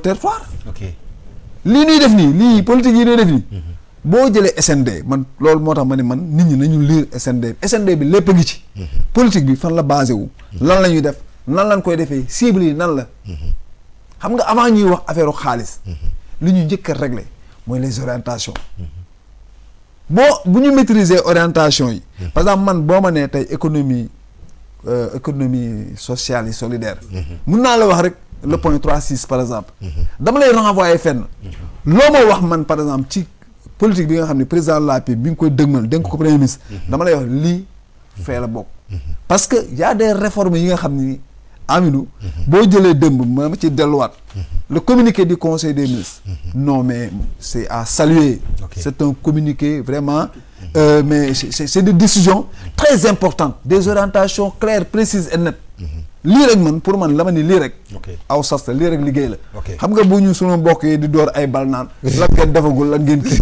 mais ñun li ñuy def nëbbuñu ko lii la ñuy def ba jariñ Sénégalais yi seulement nag dañoo yàq réew mi il nous faut du temps il faut du temps oui voilà merci xam naa dañuy def maintenant dernier tour de table alors dernier tour de table dafa ne président Bassirou Diomaye Faye dafa ne li ñu fi fekk ci wàllu koom pexe bu njëkk bi mooy d'abord ñu reposer wu maanaam ñu yaakaar ci suñu bopp ngir redresser l'économie sénégalaise Souleymane Diallo est-ce que jàpp nga ni Sénégal am na koom gu doy goo xam ne war naa mën a reposer wu ci li mu am ci koom ci wàllu PIB et tout cela pour war a mën a réellement jaillir comme il le faut économiquement.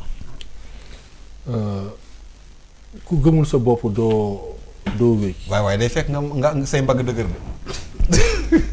dafay fekk li nga séntu moo diis. waaw te say mbagg bu dëgërul nag moom Souleymane Aliou Diallo yenn yi dëgër fit la de. yenn fit yi nag dof la. nga yemale ko si say mbagg.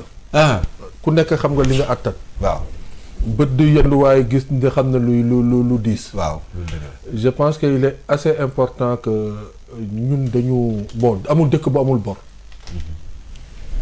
évidemment il faut que ñu dem lebi. pour liggéey. mais lebi pour caaxaan bi dafa war a dog. parce que fayin bi mooy métti. et que gis nga ñun Sénégal bi muy neex ajustement structurel amul woon ñi xam ajustement structurel tubaab yi bi ñu delloo suñu bopp la ñu sonal ñoom bi ñu yorewee sonal lu ñu woon man dama daan lekk pain thon 15-10 15 francs pain 10 francs thon tey xel xalaatu ko waaw ji musiba yi 15 francs pain 10 francs thon donc pour dire niveau poto Gloria 25 man jënd naa poto waaw bon man jënd naa poto Gloria 25 Gloria 25 mbuusu biscuit fukki dërëm donc yooyu dundin boobu ñu doon dundee tubaab yi teguñu woon yenn yi bor yi ñuy dund subvention yi moo ñu fatta ba tey suñu niveau de vie toll fenn foo xam ne ñun suñu bopp attanuñ ko parce que dañu ko imposer suñu demee ba suñu souveraineté tax na ni ñu war a mën a takk suñu kii ne bëggatuñu kaay ma lebal la xaawi sa sutura mooy li ñu nekk di dund nii en 1900 bi ñuy def dévaluation des francs CFA 93 janvier 93 est-ce que mënul woon am beneen plan d'accompagnement que de plan structurel pourquoi Abdou Diouf jógee fi sommet rek ñëw taxaw aéroport Léopold Sédar Senghor ne il n'y aura pas de d'évaluation fan lan la ñu wax Abdou Diouf ba Abdou Diouf gëm loolu génn jàkkaarloog askanu Sénégal donc c'est pour vous dire que nañuy accompagner sunu autorités yi et que dafa teel trop pour ñu mën a ñàkk gëm c'est vrai que xaalis dafa doon circuler ci dëkk bi dafa am nag ñu féete woon xaalis bi dafa am ñu féete woon nguur gi dafa am ñu doon neexal ci nguur gi am na pàcc boo xam ne wax dëgg yàlla ni ñuy doxalee ni arrangé wu leen mais nag bu ñu toogee tey ñoom tamit nag buñ leen waxal fii loo xam ne ëllëg ci biir ñun suñu ànduma kenn de suba ku may vaar laay bañ de père PM gouvernement du Sénégal on vous fait confiance on vous accompagne c'est pour que ëllëg ci biir qu'on puisse se sentir vraiment souverain et qu'on se sent vraiment dans un état où le bien-être la santé on se sent fier de nous comme ou que nu mu ko waxee sànq la corruption endémique et systémique surtout amoon na fi benn système mu corruption boo xam ne ay clivage ay clan ay groupe de pression ay groupe de kii ba nga xam ne boo si bokkulee doo xam fu dëkk bi nu mu neexee loolu na dog Amidou na sentir boppam si li ñuy def ñu Amidou quelque part dama koy wax temps en temps man c'est le plaisir que parfois boo leen ma woowee moo tax lu mu jafe-jafe damay ñëw c'est-à-dire yéen nekkoo leen si émission jaaytaar yi boo leen xoolee qualité man su may xool rek damay xool seen ay invités les intervenants seen personnage ak seen personnalité ak contenu yi wallaay léeg-léeg da ngeen di jox parole bi ñi nga xam ne ñeneen ñi dañ leen di bedd wala ñeneen ñi bëgguñu leen reconnaître c'est pourtant man loolu nag vraiment li nga wax ni dama ci bàyyi xel bu baax a baax ça me plaît parce que aussi c'est normal à mon avis parce que ñi ngeen di invité ñëpp ay borom xam-xam lañu waaw amaana ni seen mbubb moo xaw a woyof tuuti rek wala amuñu on wala xam nga wala xeeñuñu parfum oud wala xam nga kii amuñu parfum góor xam nga Dolce Gabbana wala il ne roule pas sur des V8 et autres moo tax temps en temps puisque am na fi ay télévision yoo xam ne dañu am ay invités ciblés ku mel ni man du dem ci plateau boobu donc loolu réalité la entre parenthèses quoi c'est pour dire que il faudrait qu'on évite de créer des types de Sénégalais les Sénégalais sont égaux. Merci. Président wax na ko sànq. jërëjëf. Il faut que la dignité humaine puisse préserver par rapport à nos acquis. Que ce soit des acquis économiques. Le Sénégalais se sent dans son économie. La richesse de ce pays soit répartie équitablement. Le paysan de Kër Diarra Peul dans le Saloum se sent égal qu'au pêcheur ici de Soumbédioune par rapport à nos recherches. Le forgeron de Fouladou se sent important égal qu'au faut que le mon parent balante artisan carpentier. Il faudrait que tous qu'on se sent par Sénégalais à équitable et à égale dignité. et que l'État nous accompagne dans tous les processus dans lesquels nous sommes. Voilà. C'est comme ça qu'on peut bâtir un État. man loolu laa gëm. waaw. jeex na kon léegi uxa par rapport ak li nga xam ne moo jëm ci wàllu li ma wax léegi par rapport ak question bi nga xam ne moo jëm ci wàllu redressement bi parce que aussi xam nga souvent Souleymane c'est vrai que nee na nit da ngay gëm sa bopp d'accord naa nit da nga war a gëm sa bopp mais gars yi dañu faral di wax naan yenn gëm sa bopp yi mbaa ndof du ci rax parce que nit boo jéemee loo xam ne mënta ne mooy loolu Sénégal depuis 1960 bu ñu xoolee gëm sa bopp la wala ñàkk gëm sa bopp la mais dafa am système boo xam ne administrativement moom la ñu liggéeyee. maa ngi gërëm bu baax a baax Souleymane. dafa wax lu am solo. gis nga ñun suñu débat yi ñuy def Lamp Fall. dama koy faral di wax Amadou. wala ñu def ko fu ñu tase woon ci yeneen plateau bëgg may citer ay plateau. bu ñu xëyee ñëpp moom la ñuy reprise semaine bi yëpp mooy doon actualité. ma kooku seetlu naa ko ci suñu débat man ak yow. wallaahi te kii xam na li may wax. wallaahi bu ñu xëyee suba tey suñu débat yi. wallaahi da nga ci gis léeg-léeg ñu wax fii ci plateau yi dara. wallaahi ñun ñu jàpp ne que jàll na. ñeneen ñi moom la ñu jël. suba boo dégg ñëpp ñoo ñu ngay wax après wax ko mel ni comme ñoom ñoo ko génne. ñoo ñu ngay wax jaay taar yi. boo leen seetaanee. plateau jaay taar yi nañ ma jégal. ndax ñun duñ fa dem sax. ndax am na lu tax. boo dégloo seeni wax. 80% yi ci suñu wax yi la ñuy jëlaat suba. c'est ça bëgguma tooñ. c'est ça kooku parenthèse la woon. loolu dama la ciy remercier pour wax li nga wax. te loolu Amadou mi ni mu ko waxee noonu la. ça veut dire que nit au lieu ngay jëli ku siiw jëlil ku am xam-xam. maa moom dañuy faral waxtaan ci biir wax yu bari. léeg-léeg nga wax ko loo xam ne 2 mois wala 3 mois la koy gis. loo xam ne dana ñëwi. mu ne ma foo ko xamee woon ma ne ko samay analyse da nga ma ko jox kenn waxuma ko. mais analyse moom ma ko. mais bizarrement lu tax ma wax loolu sax mooy dama seetlu bi yàlla defee autorités yu bari par la grâce de Dieu ma toog ak ñoom xam la may wax pourquoi vous les journalistes vous préférez pas jël ay borom xam-xam ngeen leen teg que dem jëli parce que diw ñu ngi koy tudd fii wala ñu ngi koy tudd fële. wallahi te duy bokk ay nit ñu may waxal et c'est vrai. tey jii par exemple mu jox exemple buñ ne tàgg immigration batu suux na sama xel day dem ci Souleymane wala Uxa buñ ne tàgg financement sama xel war na mën a dem ci affaire bi noonu laa ko jàngatee ku nekk ak li nga moom kenn du juum. gis nga li nga wax léegi ci nit dafa war a wóolu boppam. waaw wóolu bopp nit ki da koy cultiver ci boppam. mais est-ce que aussi maanaam réew mi fu mu toll nii war nañoo mën a wóolu suñu bopp nag. ba waaw est-ce que tey ndax danaa ci joxe point yu bëree bëri. waaw point bi Sénégal nekk bu amul woon dara am ay nit ñu xawute nitee sax.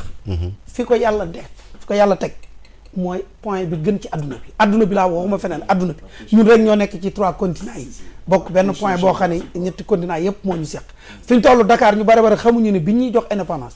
tubaab yi bëgguñu ko woon a joxaale Sénégal ñoo américains yi dañu waxoon pour ne Dakar dañ ko def benn point de rencontre boo xam ni réunion internationaux yëpp fii lañ koy def international Dakar lañ ko bëggoon a defee loolu moo doon objectif bu tubaab yi kooku loolu benn atu la ci ñun fi ñu dëkk moo gën ci àdduna bi Sénégal. madame Kairé astronaute que je connais pas là dama ko dëgg mu koy wax démb si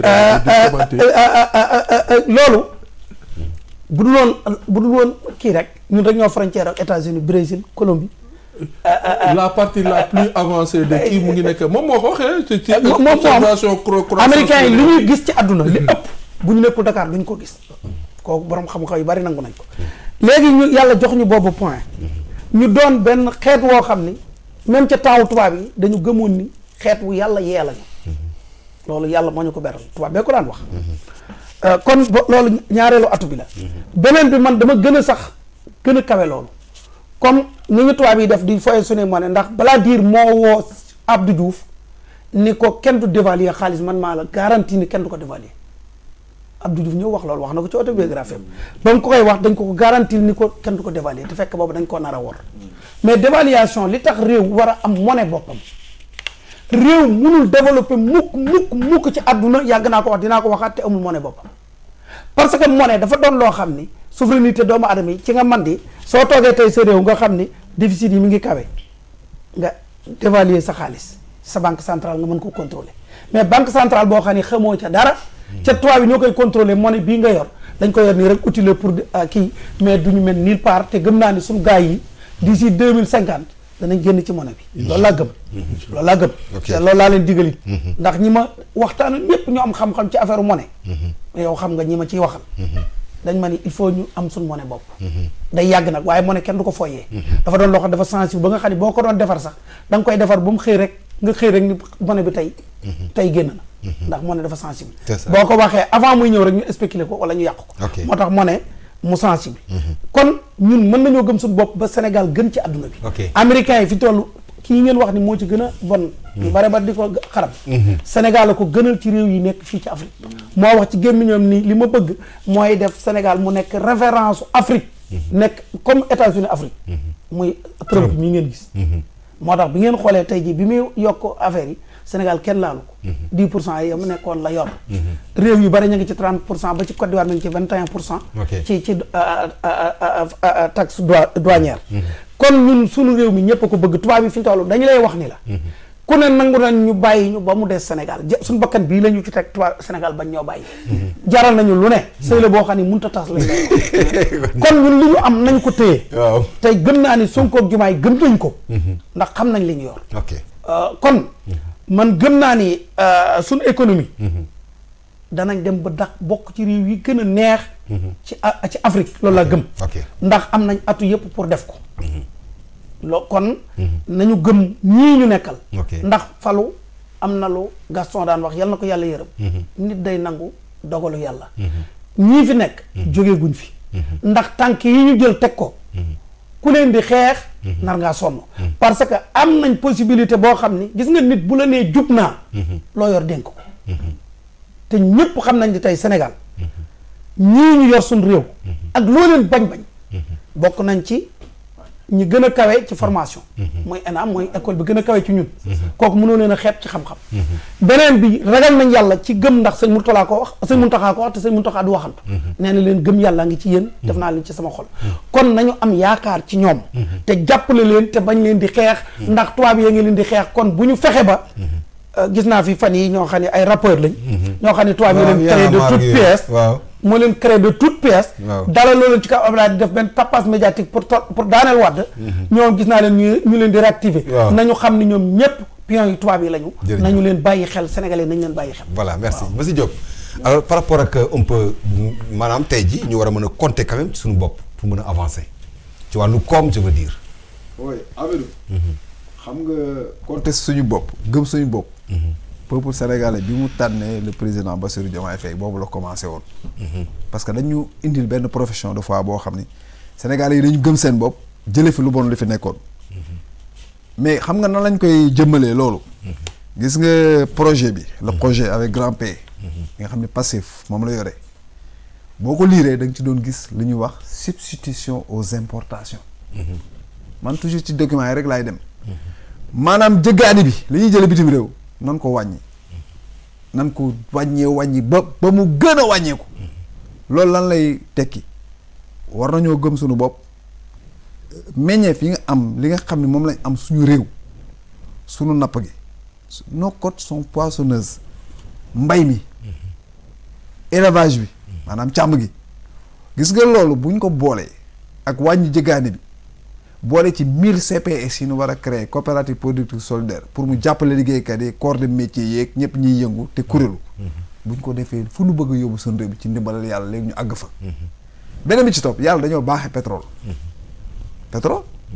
xam nga wax na ko Sénégal même bu amuloon pétrole gis nga njiit yu jub yi ñu yor tey mooy premier intrant Sénégal mooy suñu denrée la plus précieuse on a des autorités très clean mais yàlla daf ñu baaxee pétrole te pétrole bi ñoom répartition revenu bi ñu ciy def dafay xalaat li ci gën a neex day xalaat jëmmi jamono maanaam xale yi damay dellu toujours ci discours bi la génération la postérité dañ leen di bàyyi seen wàll saa xëy du am mais li ma la gën a wax ni pour bu ñu gëmee suñu bopp Sénégal léegi mu jëm kanam te loolu day am xam nga lu tax parce que dañuy dakkal lépp luy ay dépenses de prestige dañ koy dakkal te dañuy gën a sàmm yore gafaka réew mi y a un assainissement de la gestion des finances publiques dem monsieur le président Lapi wax na ko ci conseil des ministres parce que communiqué bi mi ngi ci moo boobu loolu nag su antoo dafa am leneen lu muy jur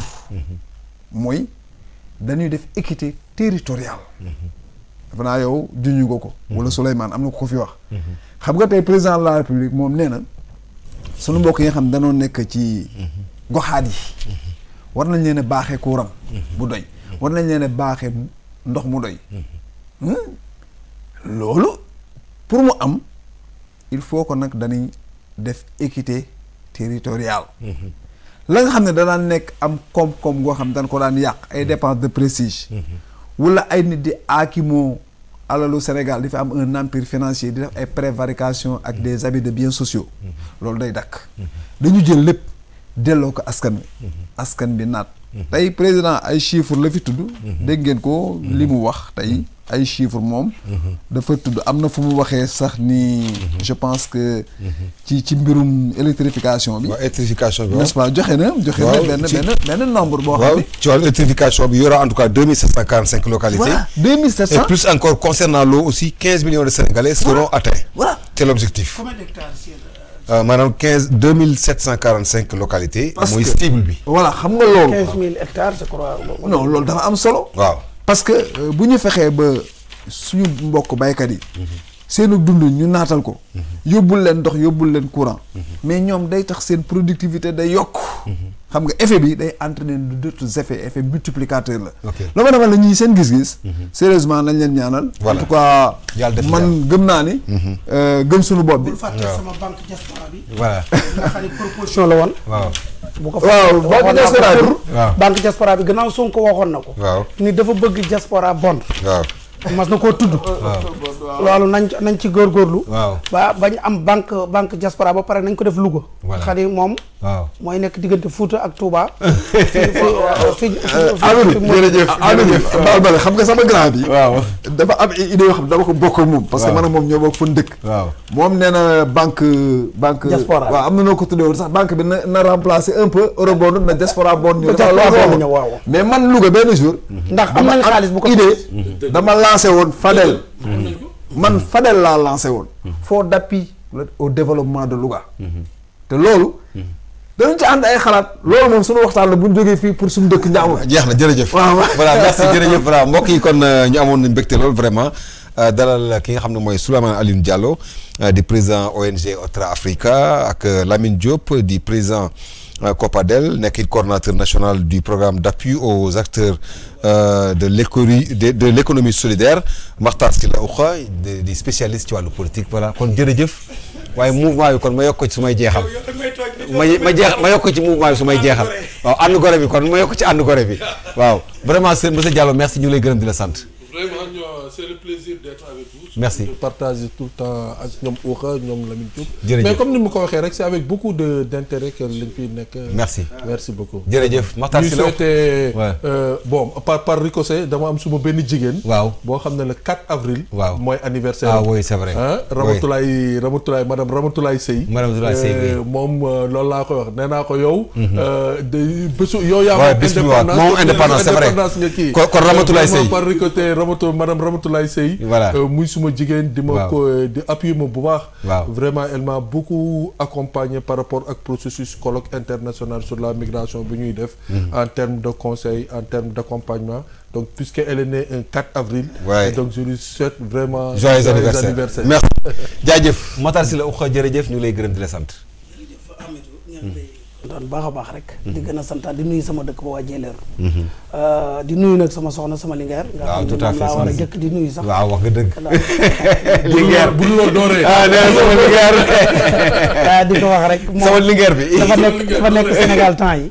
moo tax il faut ma àndoon julli ji ñu ngi soog a ñëw. waaw di ko wax massa ci coono yi ndax xam naa ni metti na quoi ci kii bi. jërëjëf di la gërëm toujours rek. merci am kontaan comme ni ko Souleymane waxee. jërëjëf mooy daal fii. bis bu ne nga xam ne am na ñu ñuy woo.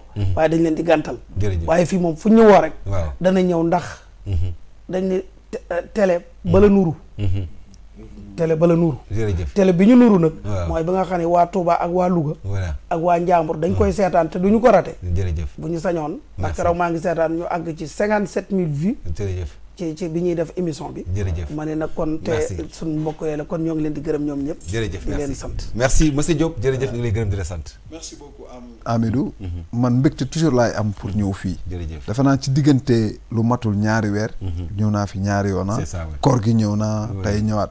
heure boo leen ma woowee dinaa ñëw fii. vraiment ñu waxtaanee li ak xew ci réew mi. ma leen di sant nag di féliciter di sant le peuple sénégalais lay ñaanal une très bonne fête. di nuyu toute ma famille à Louga et à Rufisque. di nuyu tous les militants de la COPADEL di leen ñaanal jàmm. merci beaucoup. merci mbokk yi amoon nañu mbégte vraiment dalal Souleymane Aliou Diallo président Otra Africa, Lamine Diop président mouvement COPADEL, coordonnateur national du programme d'appui aux acteurs de l'économie solidaire, Makhtar Sylla Oukha président mouvement Gorée ànd Gorée mais bële moom foog ma dóor ko ci mooy moom la bëgg jërëjëf may gërëm di sant toute l'équipe technique bi nga xam ñoo ñu doon gunge ci wàllu liggéey bi di gërëm di sant réalisateurs yi preneurs de son yi mbokk yi ñu fàttali rek la rédaction va revenir demain maanaam suba ak El Hadj Kandé Sagna ak équipe am parce que xam ngeen ni suba le 4 avril rédaction bi dafay continuer aussi ak beneen plateau ci 4 avril bi salaamaaleykum wa rahmatullahi taala wa barakatuh.